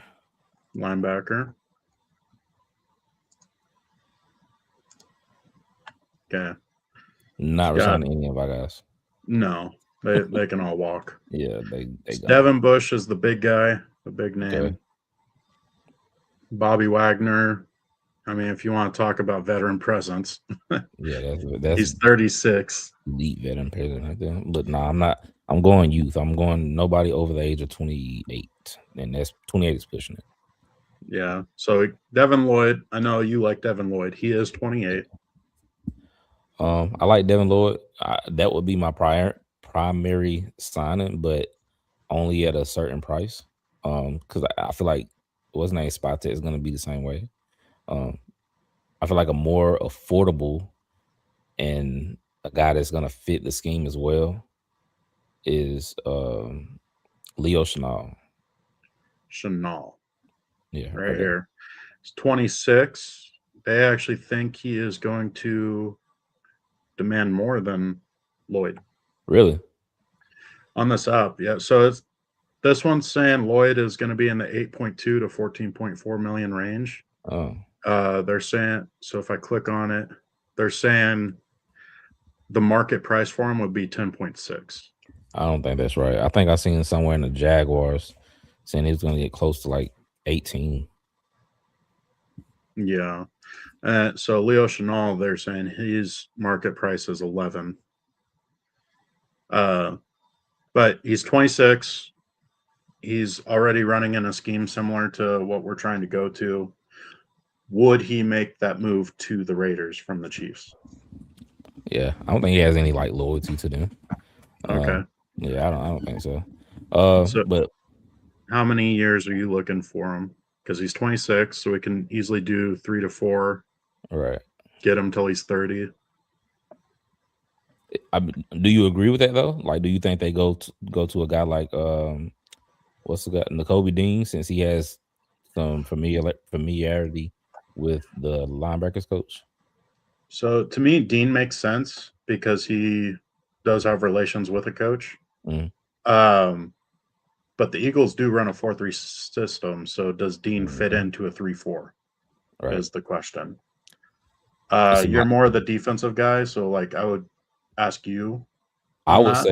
say Leo Chenal, because he's 6'3", 250, almost 260. So he's a big guy. And in Okay. Wisconsin, he's from Wisconsin. Like that's where he played college ball at. He rushed off the edge. I like guys that can rush off the edge too. He rushed off the edge at Wisconsin, and he played linebacker at Wisconsin. With the Chiefs, he did the same thing. He rushed off the edge, and he played off ball linebacker whenever they would bring in 3 linebackers. Him, Drew Tranquil, and Nick, the Nick boy, I can't think his name. So I would go Leo Chenal. Okay. So Leo Chenal, how many years? I don't want to keep talking about. I'm a real big Leo Chenal fan. He produced in a not Jim Schwartz, in a Steve Spagnuolo system, and he got on the field and did good. You know what I'm saying? So that says a lot to me. Yeah, and he's got a Super Bowl experience too, Right. and that's something that could bring a lot of value to our team.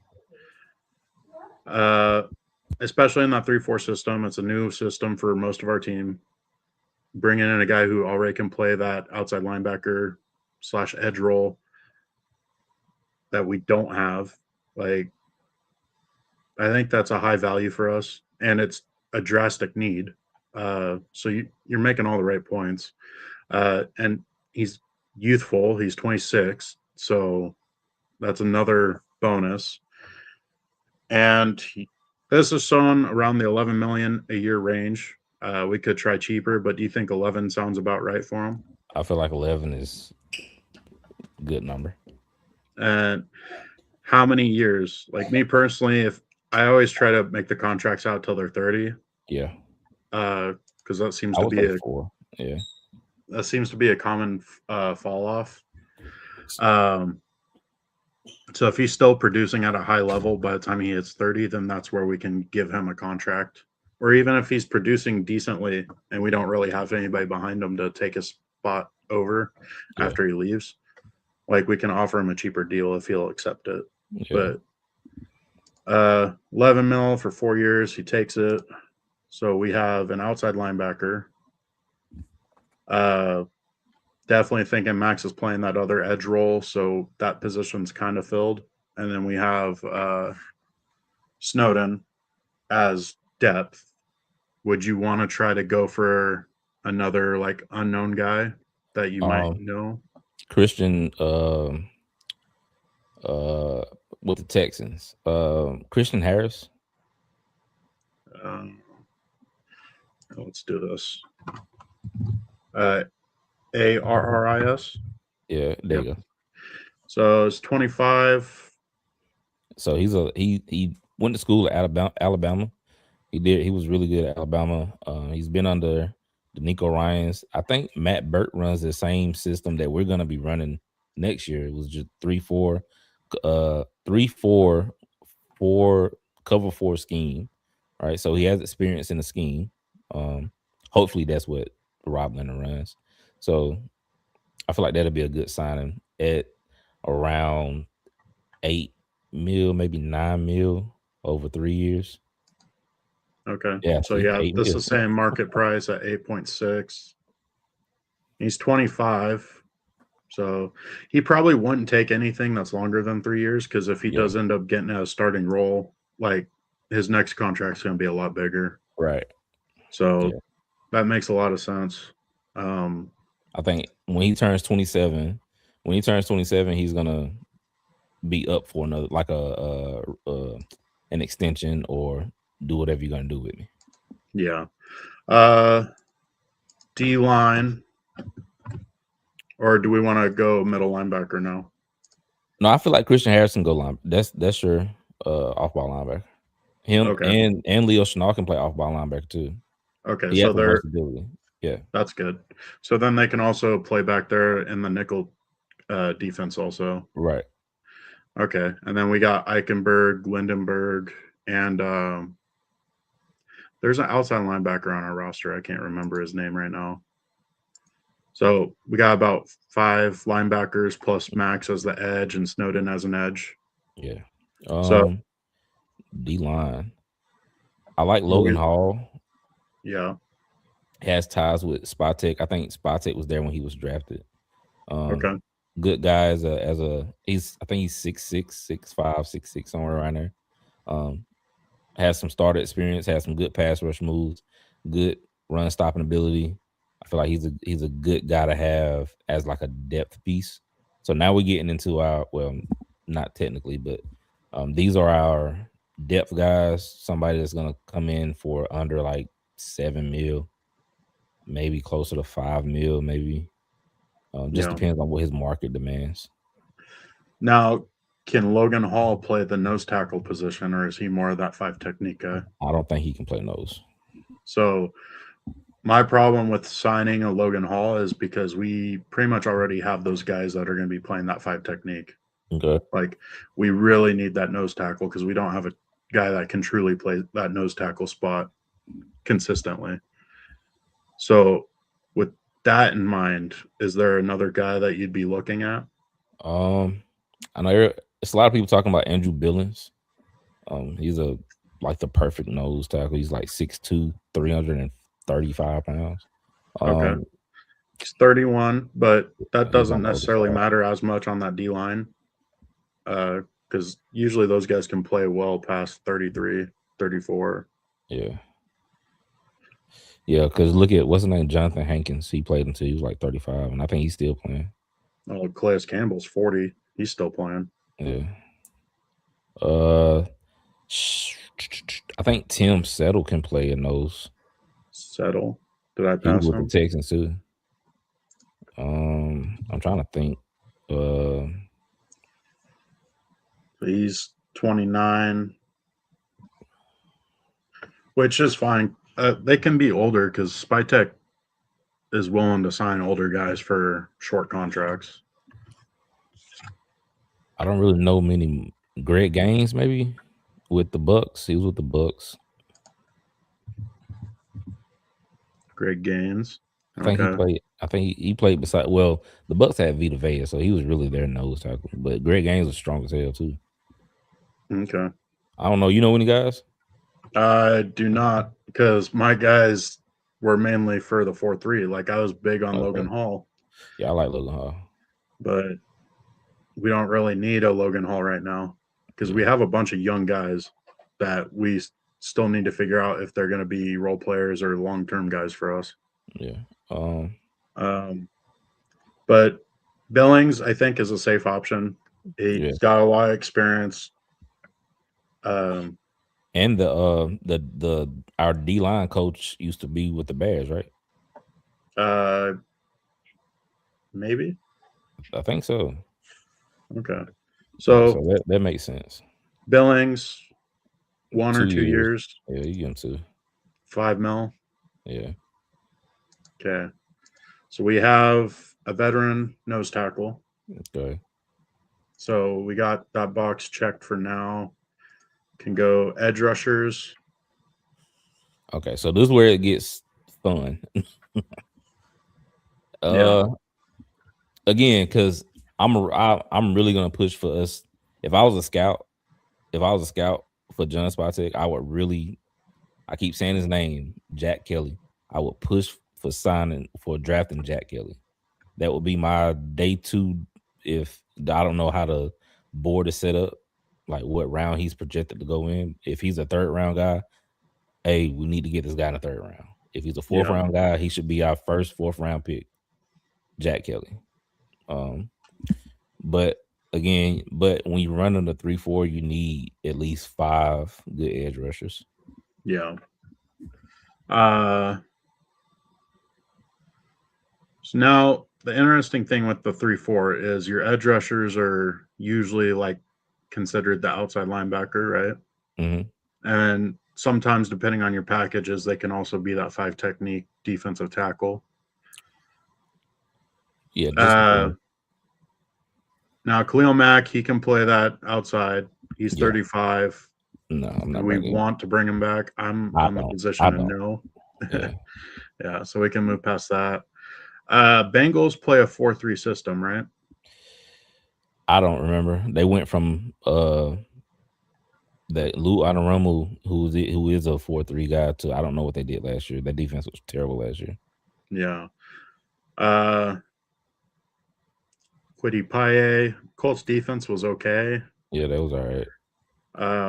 They had Matt Eberflus. He was a 4-3 guy. Okay. I think Kwity Paye he's a big edge guy. So yeah, no. Dafe Owe. He did a 3-4, but I think Okay. he's gonna demand some money. Yeah, this is saying about 14 mil. I think he goes back to Baltimore with Jason Mitchell. That would make a lot of sense. Edge, there's a lot of older guys.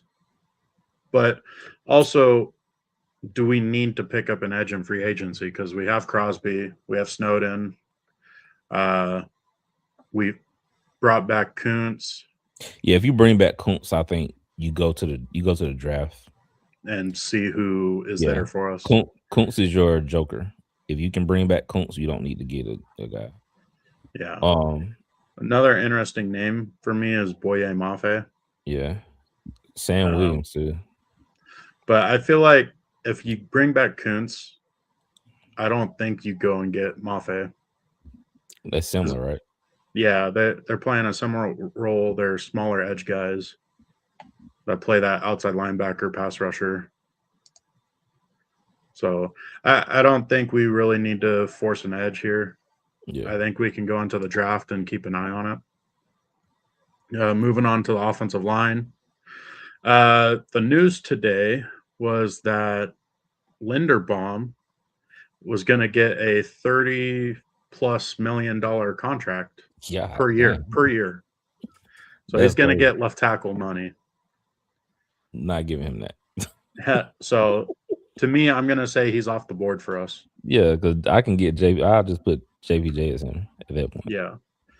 And then also going off of the news that they think that our tackles are strong, I do not think we're forcing for a offensive tackle in free agency. If anything, like personally, I would like Josh Jones. I like that. Who can kind of play anywhere on the offensive line. He played really well at right tackle last year for the Seahawks when they needed it. So he can step up and fill any position if somebody gets hurt. I think he'd be a great bring over. Got veteran presence, played in the system already. So, like, he's comfortable in the system. Yeah, I like that. Him being 29, I could see us giving him a 2-year, maybe a 3-year, but I think 2 years more like Spytek. And then him being 3.3, I'd give that to him easily. I could even see us paying him a little bit more. So I think he would be a safe pick to bring over. So I'm going to go ahead and sign that. With them liking our tackles and Parham being a free agent, are we making a push to bring Parham back? So I mean, obviously we can't do this because we can't like simulate like a week or whatever or days. So, but I would let them test the market and then try to match. Yeah, have a conversation with them. Do you want to be here? Do you want to be here for this? You know what I'm saying? This is our plans, blah, blah, blah. How much are you getting on the market? Are you getting this? Okay, that's fair. I feel like we can match that. You know what I'm saying? You already have camaraderie with the people that's in the building. You know the building. We know you. We know what you're about. We know your family. You don't have to learn a new city. We don't have state taxes.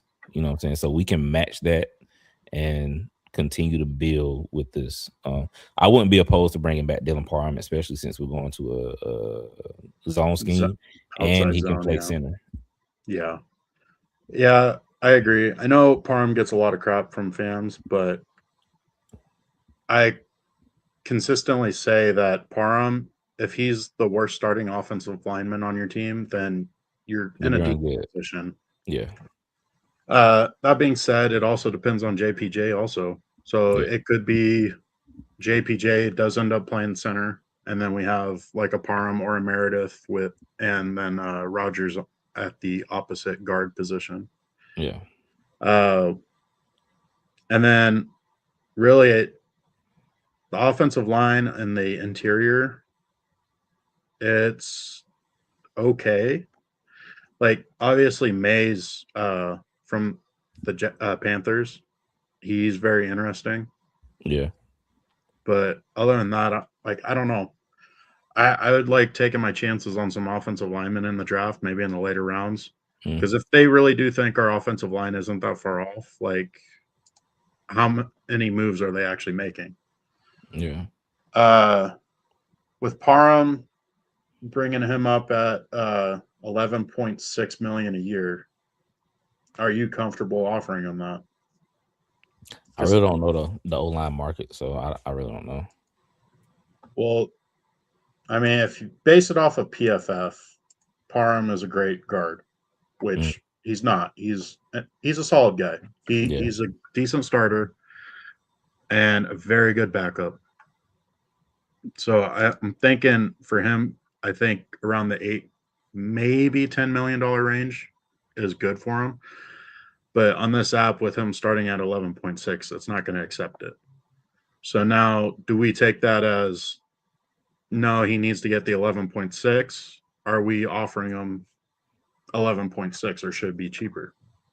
No, again, I think he tests the market, and I think I could be wrong, but I think he goes to Tennessee.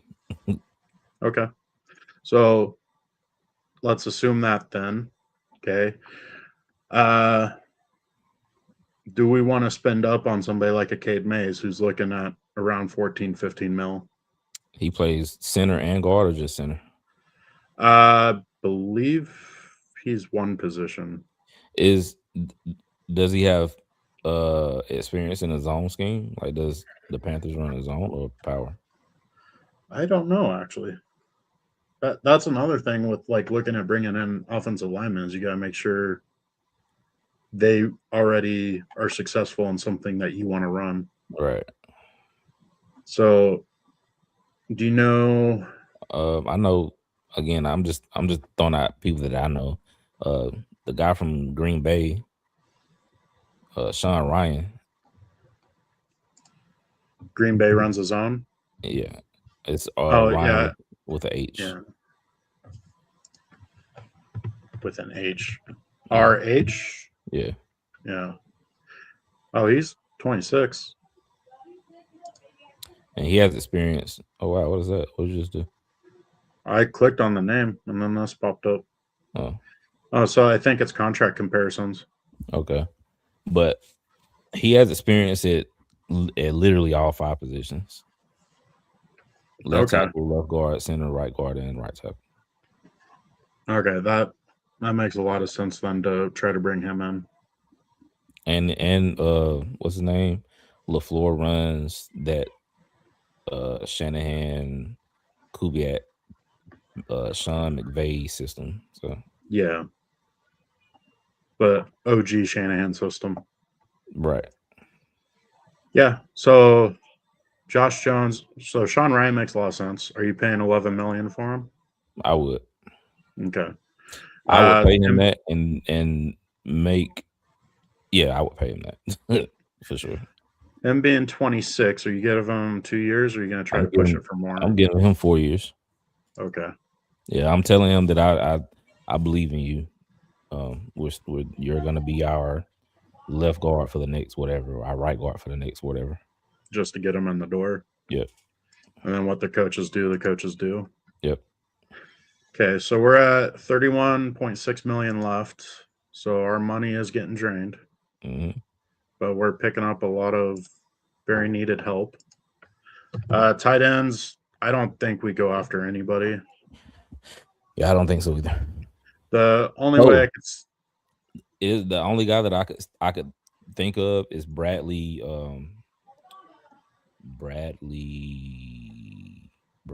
something. He was with Seattle. Bradley Russell. Brady Russell. Yeah. He was a team captain in the Super Bowl for the Seahawks. He plays special teams. He does punt. He does punt return. He does kickoff. He does kickoff return. And he has some offensive snaps as that athletic fullback / utility guy.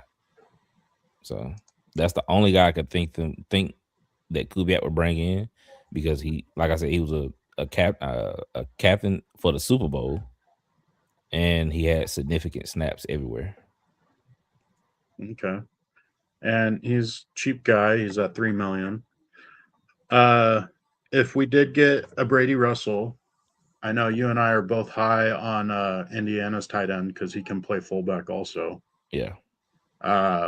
Does that change your mind on trying to draft somebody like that?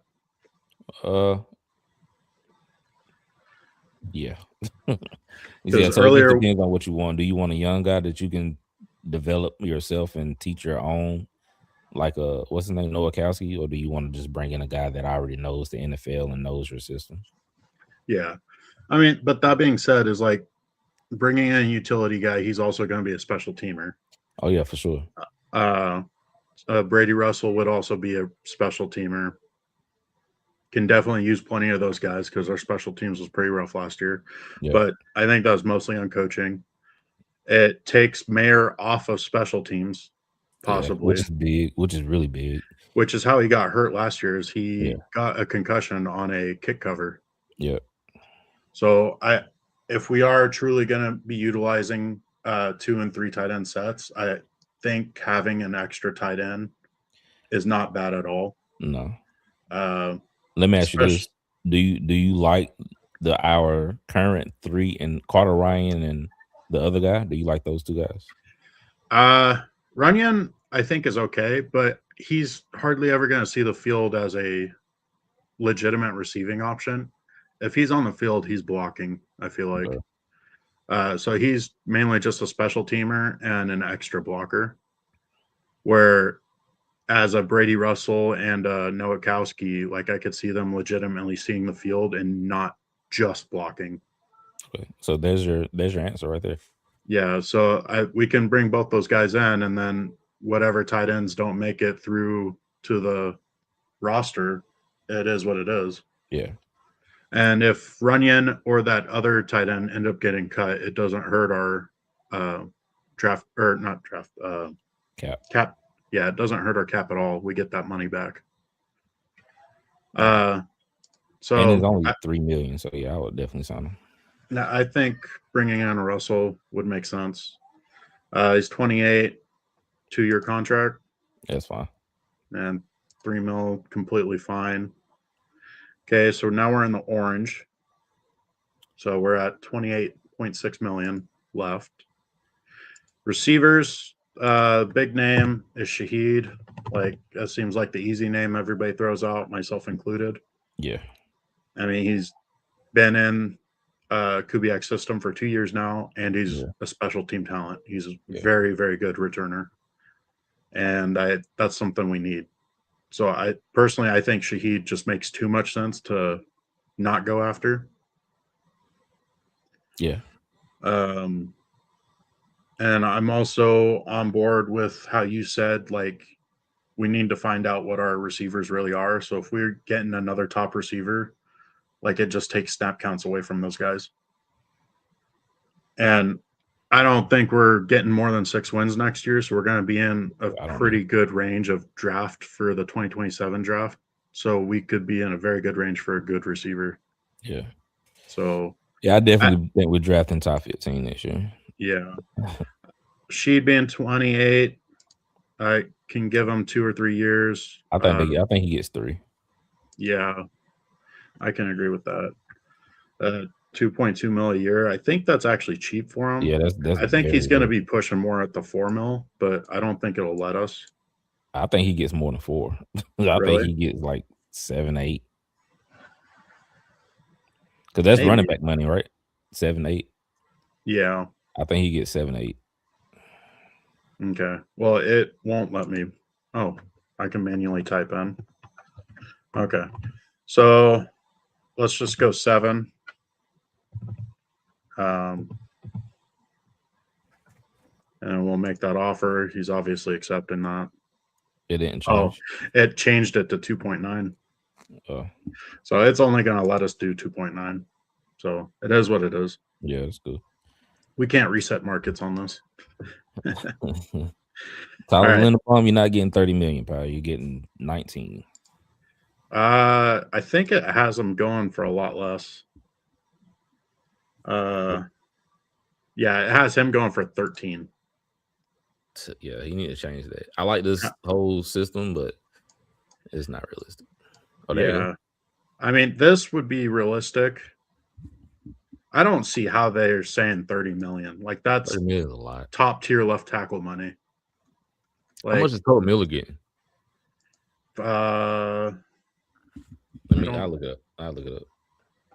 I don't know if I go back if it messes up what we're doing right now. No, I'll look it up right here. I got it.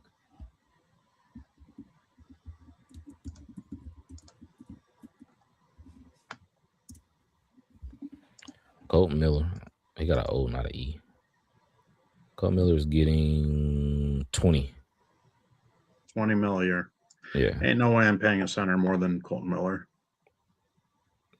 As of, he got a 3-year, $66 million contract. He's getting $22 million per year. Yeah. No, Linderbaum, I'm maxing out at 20. Like, yeah, I'd like him on my team, but I don't want to destroy my cap space for him. Yeah, I'm not doing that either. Running backs. Kubiak flat out said that we are not going to let Genty run the ball 100% of the time throughout the whole season. He needs at least one partner to spell him, but he also said it's more than likely going to be more than one guy.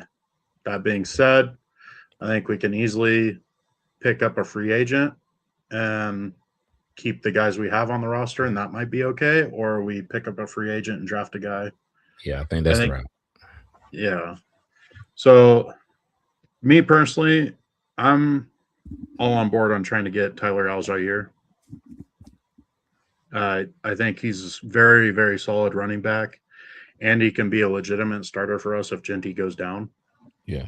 I think he just serves that number 2 running back role perfectly for us. I like that. Were there any other guys that you would like to try to look at, like maybe a Kenneth Gainwell? So I like I would my first choice, my first option would be Tyler Algier too. Okay.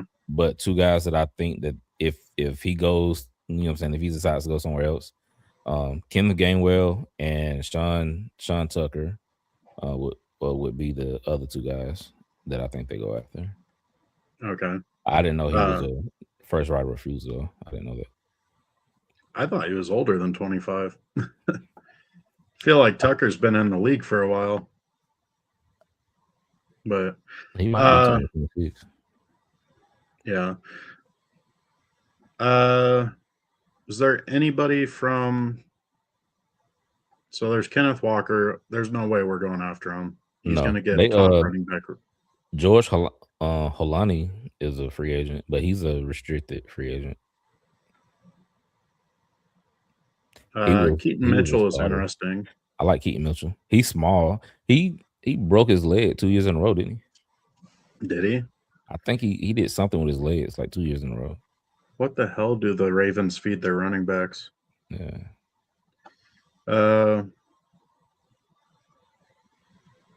There's Austin Eckler. No. Fuck no. Ricard, fullback.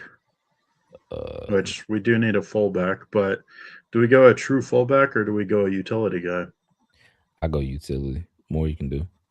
Yeah, I agree. Michael Carter looked okay last year for the Cardinals. I think I'm all aboard on Al There. Jair. Milani's exclusive rights. Mm. So for that, we would have to give up a draft pick, wouldn't we? Exclusive rights. Yeah, I think that's the tender. Yeah. Okay. Like they put like a 3rd round tender on them. Yeah. But yeah, I'm all board on bringing in Al Jair. And I think you said he was your first choice also. Yeah. So I think that's just the safe guy to give him a 3-year contract, $3 million a year. Sounds great. Do we want to try to bring in another running back? Or are we I get a gonna draft. try to get a draft? Yeah. Okay. Because Dylan Lobby is still on the contract, right? He's not a free agent. Lobby is still under contract, and we got McCollum also, who is okay. I mean, he's one of those guys that can come in for like maybe 5-10% of the snaps. Yeah, I wouldn't. I'm just talking for like camp body purposes. Yeah, McCollum's probably a camp body guy. Yeah. I think Dylan Lobby is going to be a camp body too. I hate that they didn't sign to the active roster. The kid from Tulsa, he played under AP. He did real good.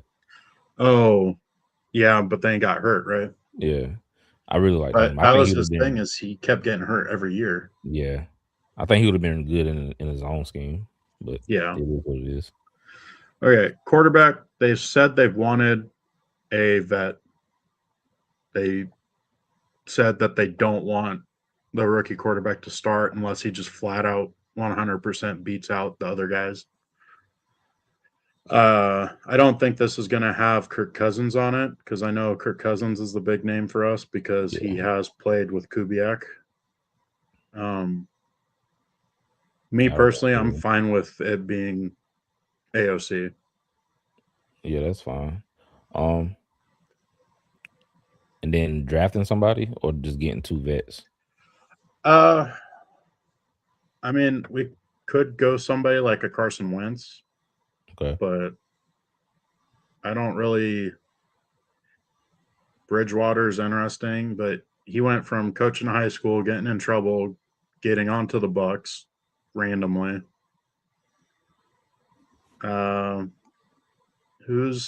Did the Cardinals have what's his name still under contract? Jacoby Brissett, yeah. Yeah, Brissett would probably be the top guy I would want. But I'm completely fine with drafting 2 rookies also. I kind of like that strategy because it seems like it works out a lot, because it worked out for the 49ers, worked out for the Redskins with RG3 and Kirk Cousins. Was there another team that did it also? That's all I know. Yeah, but those were the big 2 where they drafted 2 quarterbacks on the same draft and it ended up working great for them. And I just kind of like drafting that insurance. But I'm willing to let AOC be the veteran presence in the quarterback room. I mean, he's a good locker room guy, and he's very smart. I mean, he's had 5 or 6 play callers in 3 seasons. Yeah. Go to the safety, and this will be my last signing. I think we need a legit safety. Free safety. Yeah. I think it's either gonna be one of those 2 guys right there. Nick Cross or Kobe Bryant. Yep. Yeah. I like Nick Cross a lot. He's younger. This is also showing he's going to be cheaper, which makes sense. He's not coming from a Super Bowl team. Facts. Yeah. I would go Nick Cross. Yeah. And 4-5 years. Yeah, he's 25? How old is he? 25. He's 25. Let's go 5-year, $10 million. That's fine with me. I know you got to keep like $10 million for the rookies. Realistically. Well, there's also going to end up being cap casualty guys. Oh yeah, true. But yeah, so that's our free agency. filled in a lot of holes with not necessarily the biggest names, but Good football players. That's what you want. yeah, and that's what we need to fill in the. And how fast do we want this draft to go? Do we want to go kind of slow so we can kind of see what this is saying players are going to go? Oh, it's up to you. I'm good. Okay, I think slow so we can kind of talk while it's moving. Yeah. Kind of see like weird picks that we think is like strange or kind of surprise us. But yeah, we're gonna do the full draft. Let it go. I mean, are we even gonna talk about the first pick? No. Yeah. Not at all. So let's see. How do we start this? The plus sign start. Oh, start. There we go. Okay. So we got a trade offer. Get the number 3 pick and a future pick. Nope. See you later. I'm good on that. Fernando Mendoza, easy pick. Arvell Reese, Cornell Tate. A lot of Ohio State early, which, I mean, makes sense. Sonny Styles at 15. Caleb Lomu at 23. I think that's kind of high for him. Lomu? Yeah, Lomu. Caleb Banks, guy I really like, but he has foot injury issues, which is why I personally wouldn't draft him, especially with a big guy. Like, can you reliably count on a big guy like that who has foot issues already? Yeah. That's a Yao Ming issue. Why Yao Ming didn't last. And Arizona State's Max, I'm not going to say his last name. We're both big on him for tackle. And especially after his combine numbers, like, he can move. Yeah. I did not expect him to be able to move that well. Yeah, he looked good. I know Mesidor, he's a big name for a lot of Raider fans also. Put him at that edge opposite Max. He's 25, yeah, right? He's 25. Okay. So he's a little older, but he's got a lot of experience, but he's also got a long injury history. And then I know I'm big on Emmanuel McNeil-Warren. I think you are too, right? Yeah, I like that. Yeah. Yeah. He's possibly the next great safety other than Downs. Like, the guy is very, very athletic and plays the ball really well. Yeah. He's very with the players. Yeah. Players left. We got Lee Hunter. Or first, who are you going BPA, or are you looking for a specific position group? See, that's the thing, right? The position with to me, Lee Hunter isn't BPA right there. To me, BPA is Dylan Thieneman. Dylan Thieneman will probably go in the first round. Yeah, he's probably going in the first round. I could, because safety is not as valued as other positions. So, like, him going in the second round kind of makes sense to me. And then he plays that up on the draft. Who did the Vikings draft? The Vikings. Oh, they picking that out? I didn't know it was picking that out. Oh, did they might have traded out. Okay, so they traded up for Jermod McCoy, the cornerback up for him. Okay. Yeah. So then the Chiefs selected Peter Woods. All right. Which that kind of makes sense because they're replacing what's his name? Their current D tackle, Jones. Christian Jones. Yeah. Because he's older. He's 31, 32, something like that. Yeah. But I think I don't know, for some reason I just have a feeling that Dylan Thieneman is going in the first round to the Vikings because Harrison Smith is retiring. And that's a perfect, I know they keep saying that, but I was already thinking it. But he's a perfect replacement for Harrison Smith. He does everything that Harrison Smith does, but he's a better athlete. Like he's faster than Harrison Smith. He's not as smart as Harrison Smith. Harrison Smith was smart as hell coming out of Notre Dame. But Dylan Thiemann played at Purdue, right? And Purdue, when he played there, they had a really good defense, right? Their DB coach was really good. I thought he played at Indiana. He played at Purdue. Okay. Yeah. But what else? Omar Cooper Jr. possibly, but that's if we're going receiver. I don't think we go receiver personally. I don't think so either. I think we're gonna go heavy defense in the draft. Yeah. So I think they either go, if Lee Hunter's there, I think they go Lee Hunter or a corner. Yeah. So who are the cornerbacks? So Chris Johnson's available. I'm big on him. Pons is really good. He's just small, but he's so athletically gifted that he makes up for his size. Yeah. And then I think the other one worth talking about is Keith Abney. Yeah. I'm gonna tell you, I haven't said this, but I do not like Davison Igbinosun. If Davison Igbinosun is on the Raiders roster next year, it's gonna piss me off. He's gonna make me mad. He's worse than Eric Stokes. Yeah. He doesn't tackle. He's just a, I don't know. I don't want to get into much about it, but yeah, I'm not a fan of him. Well, Pons definitely tackles. Yeah. But with his size, is he going to be forced into a nickel role when he plays so well outside? I don't know. I'm all about football players. I like Pons as a football player. I would pick Pons. Has the experience. He played at JMU, right? He dominated at JMU. He went to Indiana, and he was still one of the better corners. I was talking about D'Angelo Pons last year as a true junior. So the transition from JMU to Indiana wasn't really that big, and he played against Jeremiah Smith. He held his own against Jeremiah Smith. He held his own against the dude from Washington. So I have no problem with picking Pons. Yeah.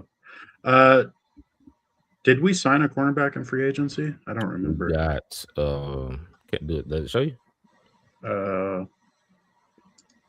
I don't know if it resets our draft if I go back. I mean, it's not like we only did one round, so I don't mind. It still didn't show you. No. Click on the little the three lines, like the settings lines at the top right. Top right depth chart. Defense. Josh Jobe. Yeah, we got Josh Jobe. So we definitely need a cornerback or two in the draft. Yeah. Okay, so it might. Yeah, so we'll go real quick. I wonder if it changes it. Oh, it did change it. So we might have a different selection now. So we definitely need a cornerback. Also know that Rodriguez is most likely going in the second round. Okay. That's a little KC conception. Yeah. I mean, Rodriguez probably isn't going in the top half of the second round. So there is the option to trade back also. Mm-hmm. This has him at 55, which I think is a decent range for him. I think he might actually be around 50, but I mean, that's not a big jump. We got trade offers. So we give up 36 for the 48 and 79. That's pretty decent trade. Green Bay gives us 52 and 84. It's a little bit worse.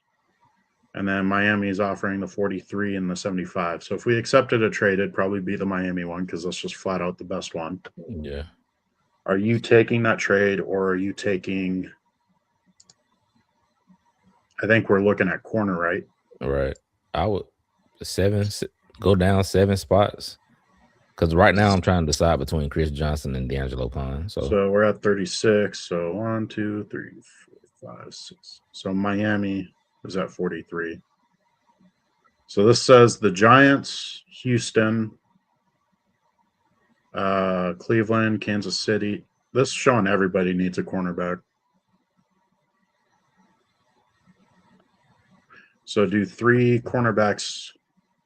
One of the 3 that we like, make it down to 43 if we're going cornerback.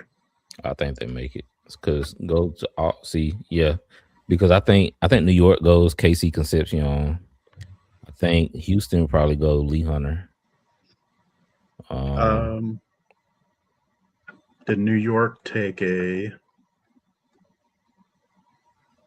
They took Caleb Downs, so they already took a DB. I think we'll be all right. Okay, so do we want to trade back? Yeah. Okay. Because the other option for us would be Lee Hunter, but we did bring in a vet nose tackle, so it works out perfect. Yeah. So it works out. So there's still Chris Johnson and Pons there. At this point, it's your choice whether you want Chris Johnson or D'Angelo Pons. Well, with the trades available, I don't think I'm taking any of them because I want picks for this year, and I don't want to fall back to the 60. So I'm saying no to all these draft trades. Chris Johnson, I like a lot, but Pons has played at better competition and showed that he can play against bigger receivers because he absolutely owned Ohio State. They did get a couple receptions on him, but like none of them were game changing or anything. Like they're just little out routes. Yeah, the only one that beat him was Jeremiah Smith, and it wasn't even for a bad. It wasn't even bad. Yeah, he made up for it. So I don't know. It may be Indiana bias, but I think I'm going Pons here because, like you said, we like great football players, and maybe he is able to play that nickel position, which could be big. I don't know. But he can tackle. He definitely tackles. Chris Johnson's okay at tackling. So I think we're taking Pons at 43. Indiana back to back. Yeah. Rodriguez gone. Mm-hmm. Yeah, I kind of saw that coming. We should have traded up. We should have paused it and traded up. Yeah. I mean, we could just redo it right now, but we're not going to get that same trade back. Yeah, it's too little, too late. But yep. Dunker. Hey, that would have been perfect. Just take Dunker. What we got right now? We got Colt Miller, Sean Ryan, JPJ. I'm taking Janice Dunker and I'm making him compete with DJ Glaze for the right tackle spot. Okay. Even though Dunker plays left tackle? He's good enough to compete at right tackle. Okay. He played right tackle he played right tackle in the Senior Bowl. Oh, did he? Yeah. Okay. Yeah. I think Dunker's the easy choice. I just want to talk about Jacoby Lane. Okay. He's got, I'm going to just say attitude issues, which does not fit the draft profile of what SpyTech says because he preaches over and over again that he wants good personality people. Mm-hmm. Jacoby Lane is not that based off of his antics when it comes to practice, meetings, all that. Like he does his own thing at practice. He's late to meetings constantly. He misses practice. Like these are the reports. But extremely smooth route runner, great hands, really big body. Like he legitimately could be a very, very great receiver in the NFL. Yeah. But comes with the tag of prima donna. Does that matter as much when you're building your roster full of great-minded people? Can you bring in somebody like that? Not right now. Not at this stage. Not while we're building. Not at this stage. You have to already be established. Like the Seahawks could probably bring him in, but not the Raiders right now. Okay. But yeah, Gennings Dunker, easy pick. 67. Yeah, we missed out on Rodriguez, but it worked out. Now we're picking again already because the trade back.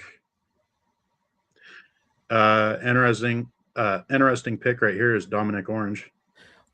Yeah, I watched Tape Don't Lie, and Marcus was at the what's it called, at the NFL Combine.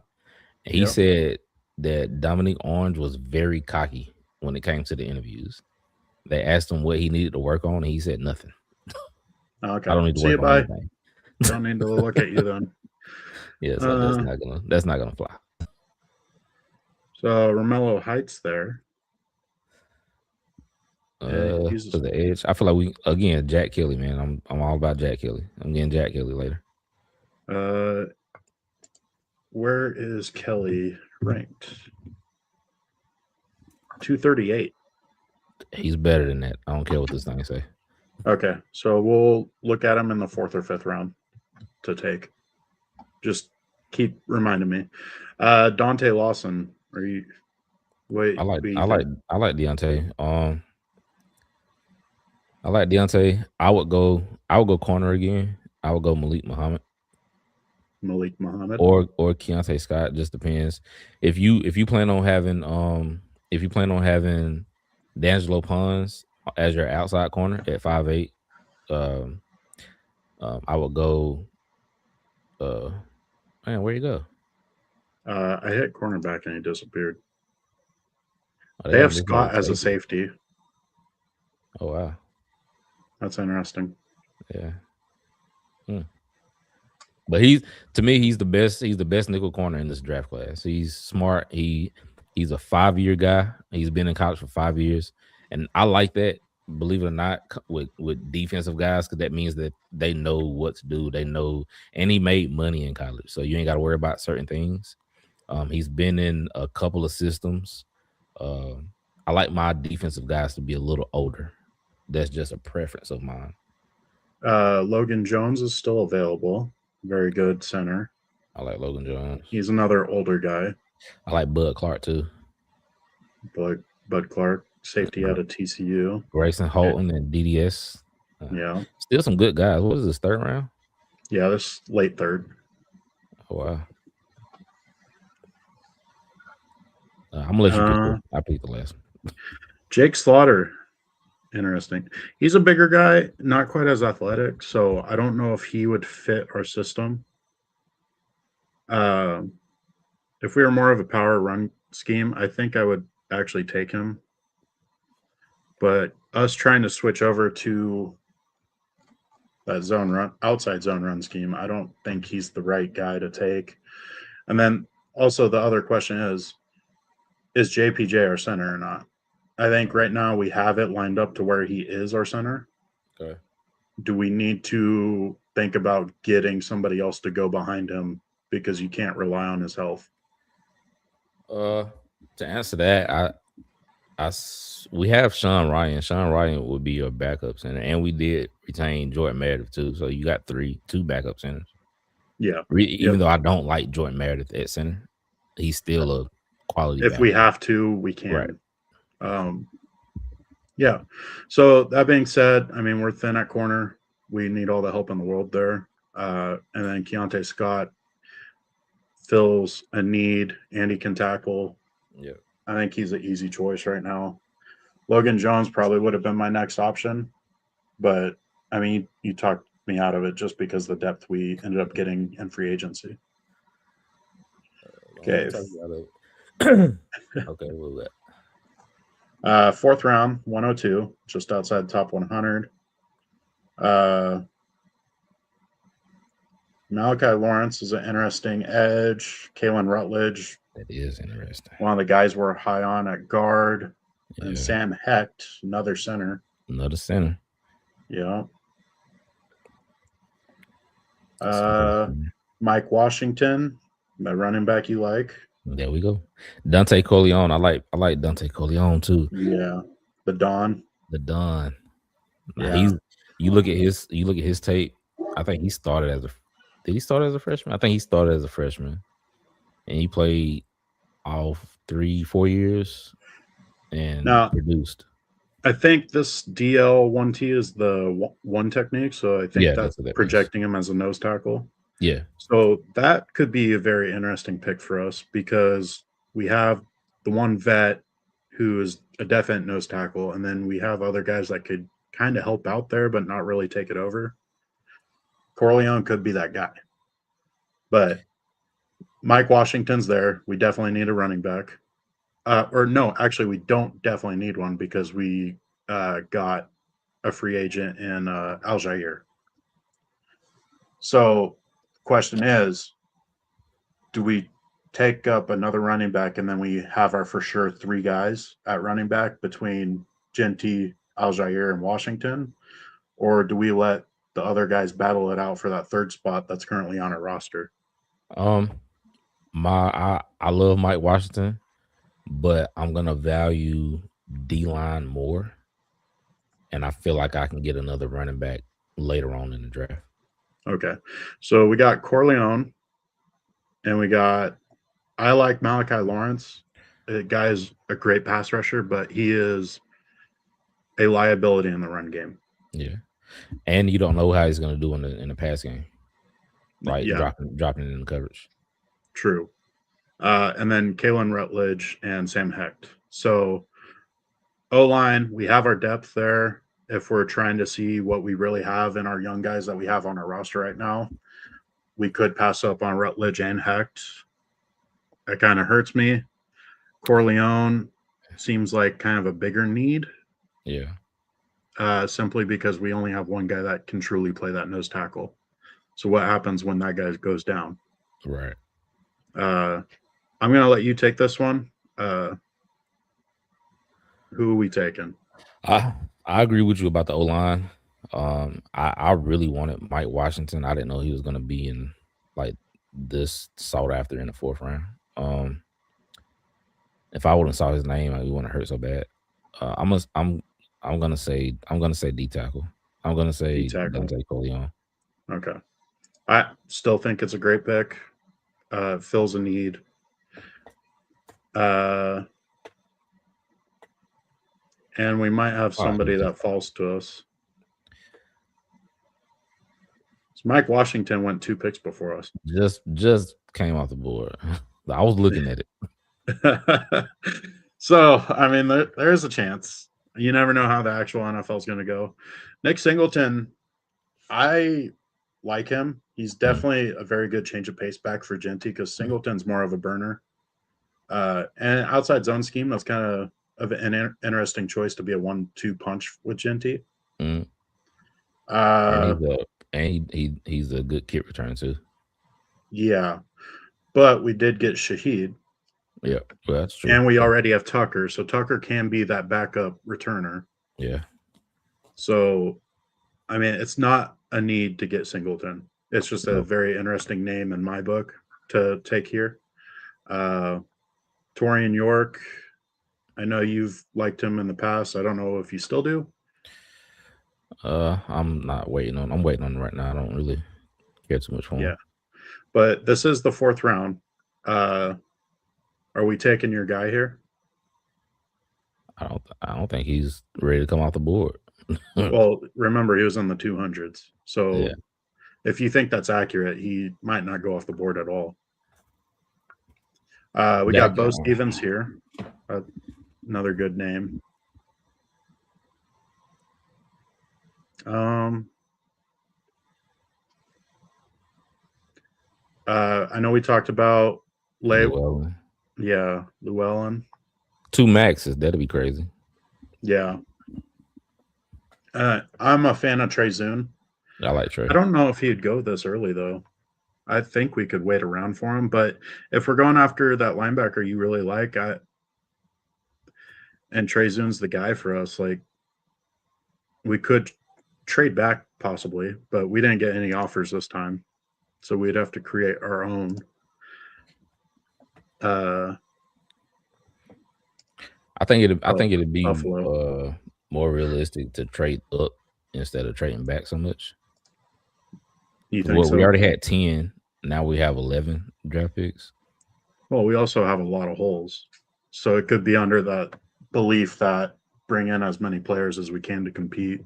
Yeah. But, I mean, you and I consistently say that we need the blue chip players. So, like, us trading back isn't going to bring us in those blue chippers.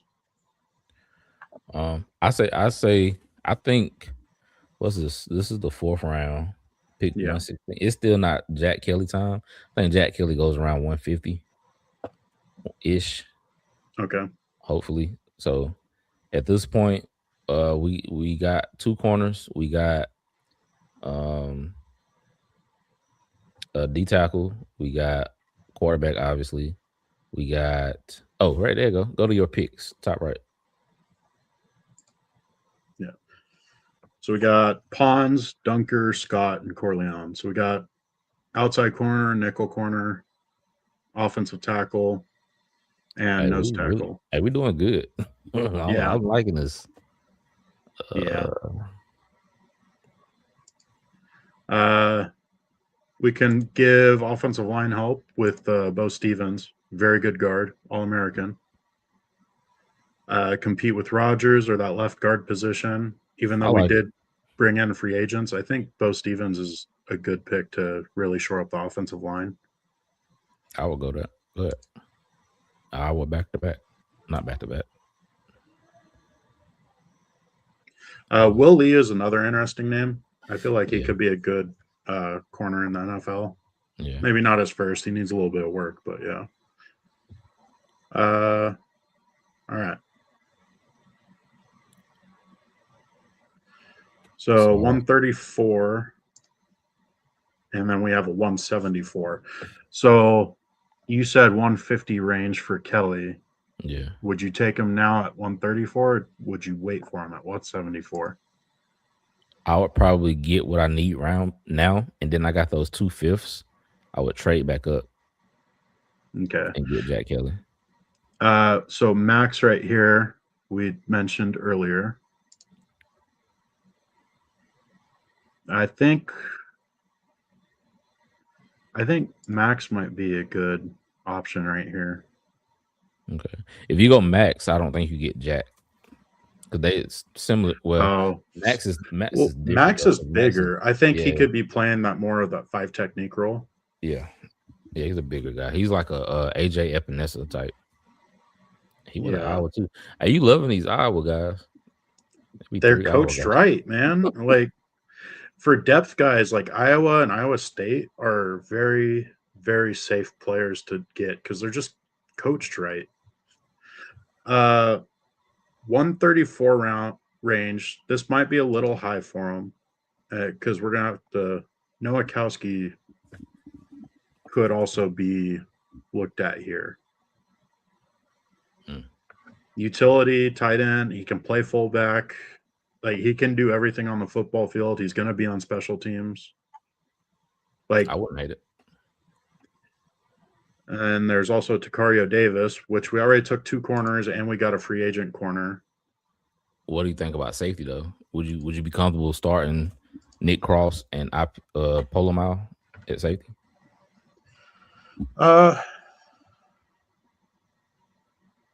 Well, really, wouldn't it?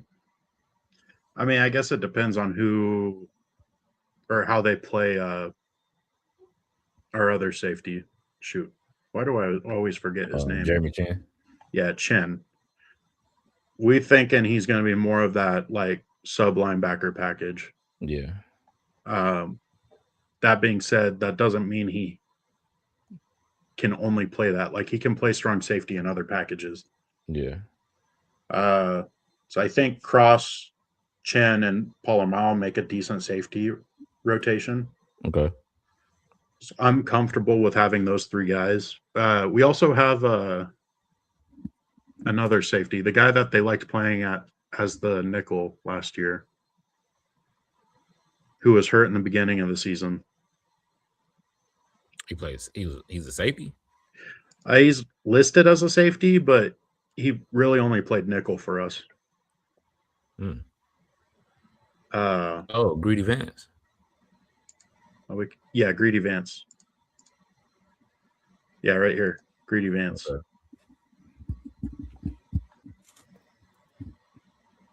Oh, so I can pull this up. So we can go. So Josh Jobe will be up here.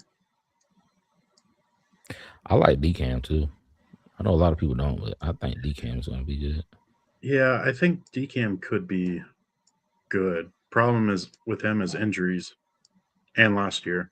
Like, I mean, he was hurt last year, but he didn't get a shot at all last year. But this is probably what we're looking at now. Yeah. I think Keontae Scott beats Greedy Vance. Nickel. Oh, yep. Yeah. Nick Cross starts. So we're 3-4. That's 4-3. Yeah. There we go. Yeah. So we got Leo Chenal, Christian Harris. I don't know why Eichenberg's up there twice. Change I don't know Malcolm what- Kuntz and Max Crosby to the D ends. Put Leo and Christian at the inside linebackers. Oh, okay. I see. Yeah. Inside linebacker. Crosby left, Kuntz right. Lindenberg is a inside linebacker now. Yeah, he's inside. Yeah.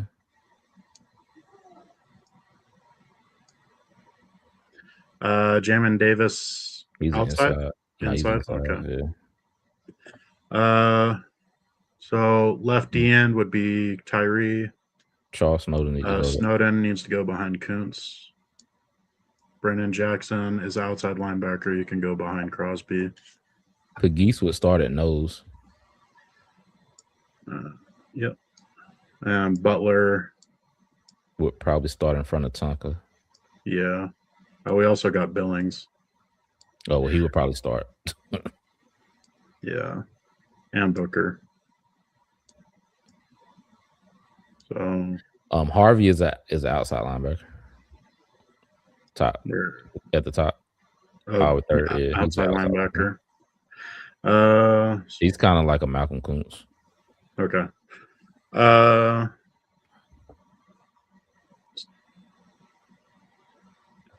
Billings is going to go up front. I don't know why Tossi's on the defensive side because don't they have him as a guard? As a guard, yeah. Yeah. Put him at the top at 3. Just see if somebody behind him. Corleone, who we drafted. Okay. I like Traven May too. So we don't need no more D line. We good on D line. Yeah, we got a lot of depth there. But Corleone's probably going to go behind Pegues. Yeah. I forgot So- we got Andrew Billings. I didn't even think of that.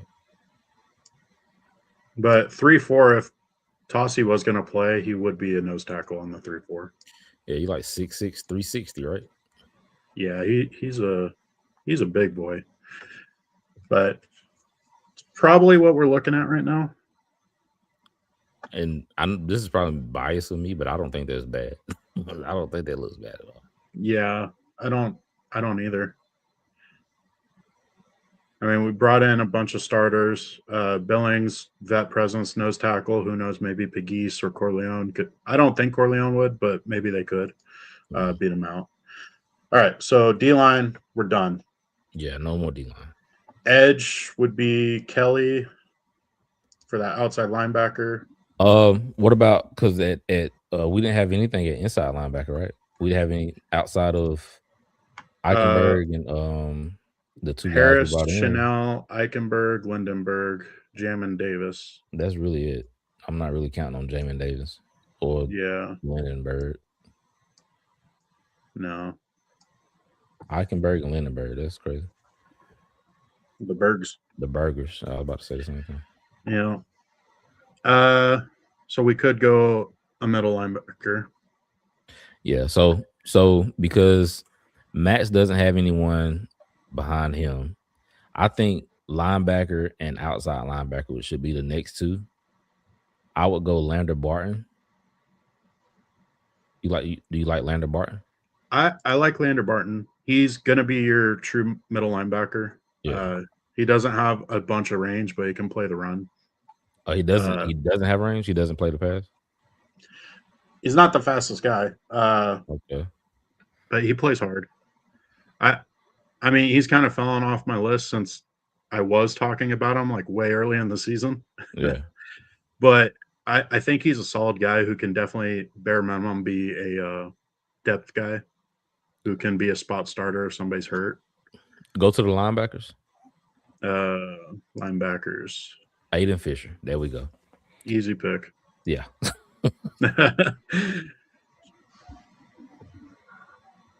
You know what's kind of crazy? I think Weeks could end up being a very good NFL linebacker, like edge guy.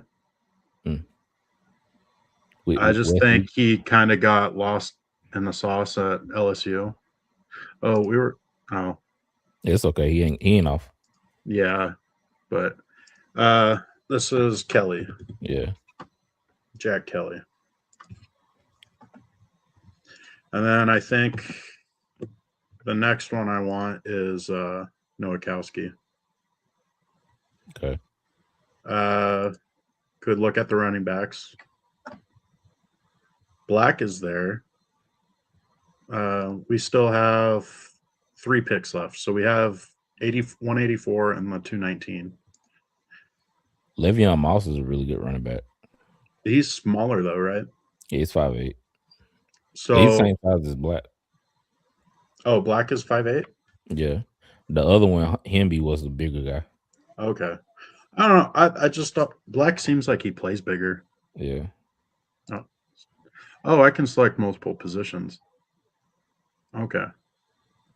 I like Nowakowski a lot, and I think he fits that utility role perfectly that we were talking about. Okay. Just shits and giggles here. Looking at I like Eric Rivers. He's another guy who I think could contribute a lot on special teams. Yeah. He's kind of like Trey Tucker, right? Yeah. Yeah. He's 6 foot, so he's taller than Tucker. Oh. I think Rivers is 6 foot. I might be confusing him with somebody else, but he plays similar to Tucker, where he's lightning fast. And problem is Georgia Tech, their quarterback like to run the ball a lot. Yeah. So running back, you like Moss here?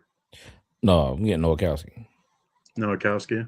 Okay. Just to make sure, because this is probably the range where he goes. Like this is the 5th round, right? Yeah, I believe so. Yeah, I wish it would show the rounds, but yeah. I think that's like around the range that he goes. Somebody's gonna pick him up, so you might as well go ahead and get him. So this is saying we need running back, receiver, and edge. It's gonna say receiver, but we don't need receiver because we already got a plan for that. Yeah, and we already got our edge guys. Kelly, Max, Kuntz, Snowden. I think going in with those 4 is good. Yeah. We can probably pick up like a vet guy later on who's gonna sign later. So yeah. So I think running back is safe here. What do you think of Adam Randall? Nah. He's okay. But you think Moss is the right guy here? It wouldn't.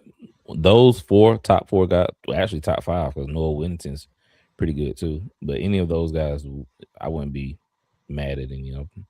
Okay. Jamari Taylor's faster than all of them. Jamari Taylor's the fastest one out of Virginia. Yeah. Adam Randall gives you receiving ability. Kaylon Black played with. You know what you're getting with any guy from Indiana, like you talking about with Iowa. You know what you're gonna get. You don't have to worry about certain things. I like Black a lot just because he's a really tough running back and he runs hard. And problem is I don't know if he fits into the zone because I think Indiana played more of a power, didn't they? Well, that was in the shotgun, so it's really hard to tell. They did that trap and RPO. I wouldn't be opposed to it. You get him. Yeah.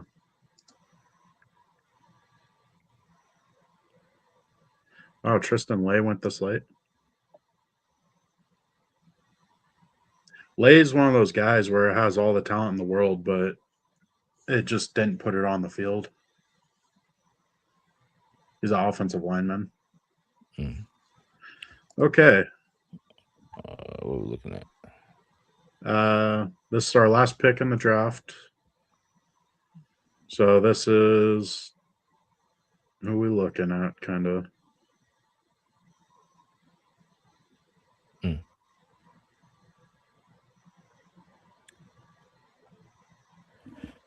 I kind of like Nwamka from Iowa. Yeah, I like him. Very athletic guy. There's still Had a it couple down guys that I here. like out there. Yeah. Wetchen, slot Williams. receiver. Eric Rivers still there. Gary Smith, he's a D tackle. He's a nose. I just know. I think he goes they like 4th or 5th round. Okay. Landon Fano's Robinson. brother. Logan Fano. Logan Fano's getting 3rd round talk right now. Yeah. Didn't he have a pretty good combine? Yeah, it was solid. Luke Altmaier. Oh, look at quarterbacks.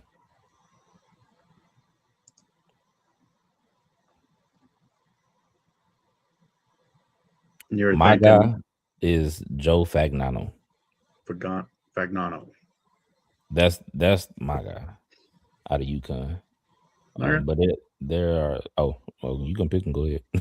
I was just gonna draft him. I don't mind getting 2 quarterbacks. Like this last one, like who are we really gonna get? Haynes King could be like a utility guy. Yeah, that's what I was about to say. You get a Haynes King, you're gonna use him for like strictly for like coming in on 4th and 1. You don't want Mendoza to get hurt. You're gonna get him to do a quarterback sneak or something. But yeah, because he can't throw the ball. I wonder if he can catch. But we already tried that last year with drafting Montana State quarterback. And then we cut him. But I like Fagnano. Okay. Let's do it. But I could see Kubiak going Haynes King just because he was intrigued with he can be like, okay, well I had what's my boy with the Saints? Hill. Taysom Hill. Yeah, just because we had Taysom Hill and he did whatever. So this is saying we finished with 12.7 mil, but I don't think it takes into account the rookies, so that's probably closer to like 1 mil left. Yeah. Here's where we can play with our depth chart. I mean, we could say AOC is the starter, but I mean, Fernando eventually will be. I got to move guys around so that way. So we got Aljair, Kalen Black. Is there? Okay, so that's it. So personally, Labe is going to the back of the line for me. Yeah. I like McClendon Curtis as an actual running back more than Labe. He's a guard. McClendon Curtis is a guard. You think about Chris Collier. Yeah, there we are. Collier. And then Aljair goes back. He's going to be the number 2. Black would be 3. Yeah, I like that. I hate how they hide names. So you got to move people around to. Yeah. Okay. But the way I would see the receivers would be Trey Tucker 1, Besh 2. Shaheed would probably be the 3 with Thornton directly behind him. I'll put Shedrick Jackson up where Philip Dorsett said. I like Shedrick Jackson. Yeah, he played well for us. I mean, he had that one great play, but I mean, I feel like he'll be really good as a gunner on special teams. Yeah. Dorsett and Brendan Rice, I could see being casualties. Justin Shorter also. Like, I definitely think 1 or 2 of those 3 would end up being cut in actuality this year. Yeah. Tight ends, Runyon, only a special teams guy. Brady Russell. I feel like that's how it's going to be. It's going to be Brock, Mayer, Russell, Nowakowski, and then. Too bad there's not a fullback. Problem is, how do I put it while we can still show? I don't think you can. Yeah. Put Nowakowski as a third wide receiver in the third spot. Yeah, right there. Yeah. I guess. Yeah. So yeah, that works. Then we're saying bring Dunker over to the right tackle. He's gonna take that spot. That's his job. I'm just doing it this way. That way it kicks out that extra glaze. Yeah. Put that Joshua Miles guy up at center. Cause we got where's Josh Jones? He's behind that Delmar guy. Put Delmar up there where Philip Dorsett's at. Or right there. Yeah, it don't matter. At center. Well, we need Caleb Rogers to show. Layden Robinson, he's not gonna. No. Oh, where is he? There's Meredith. We need a little like There's extra. 2 Jordan Merediths on there. Okay, so we're Jordan Meredith. We're just gonna say Dorsett gets cut. Is there 2 Caleb Rogers now? Okay, so Bo Stevens is there. So there. Okay. Put JPJ at starting center. See what they do with JPJ. There you go. Where's Josh Jones? Okay, so I think it ends up going like this.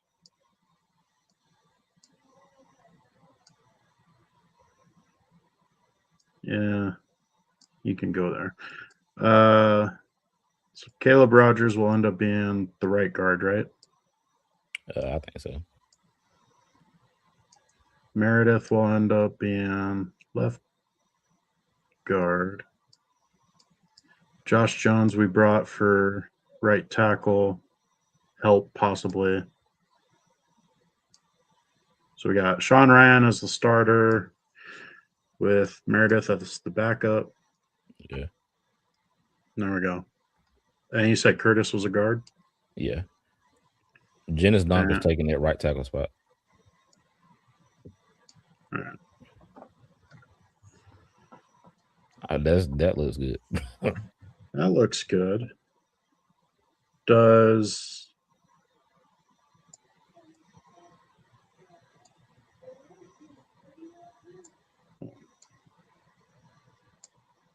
I hate how this like I have to click and like hold for a good second for this to allow me to move stuff. But Meredith there.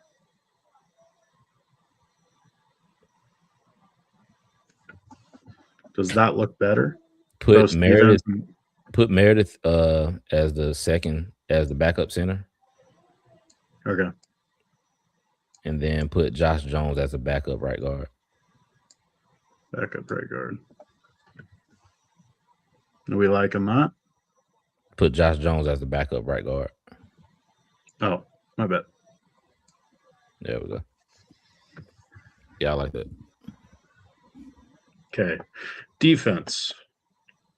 Okay, we got that left D tackle, 5 technique, edge, whatever.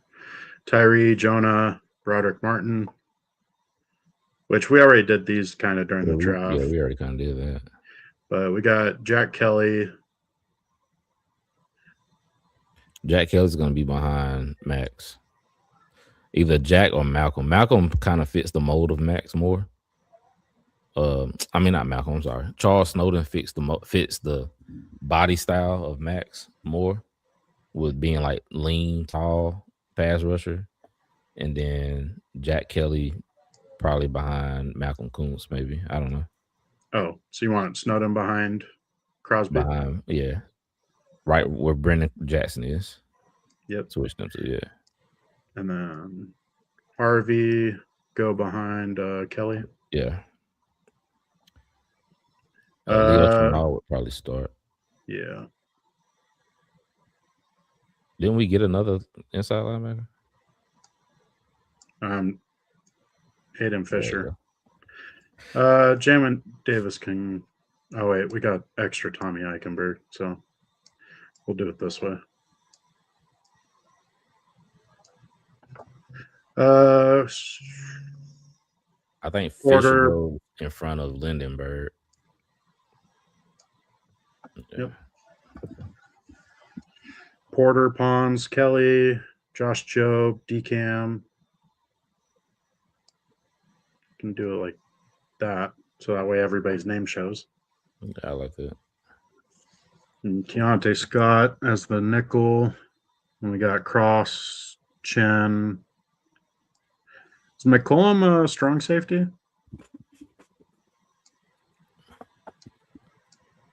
I think he's a free. Okay. So there we go. Yeah, I like that. Yeah, Solid. that's not too bad.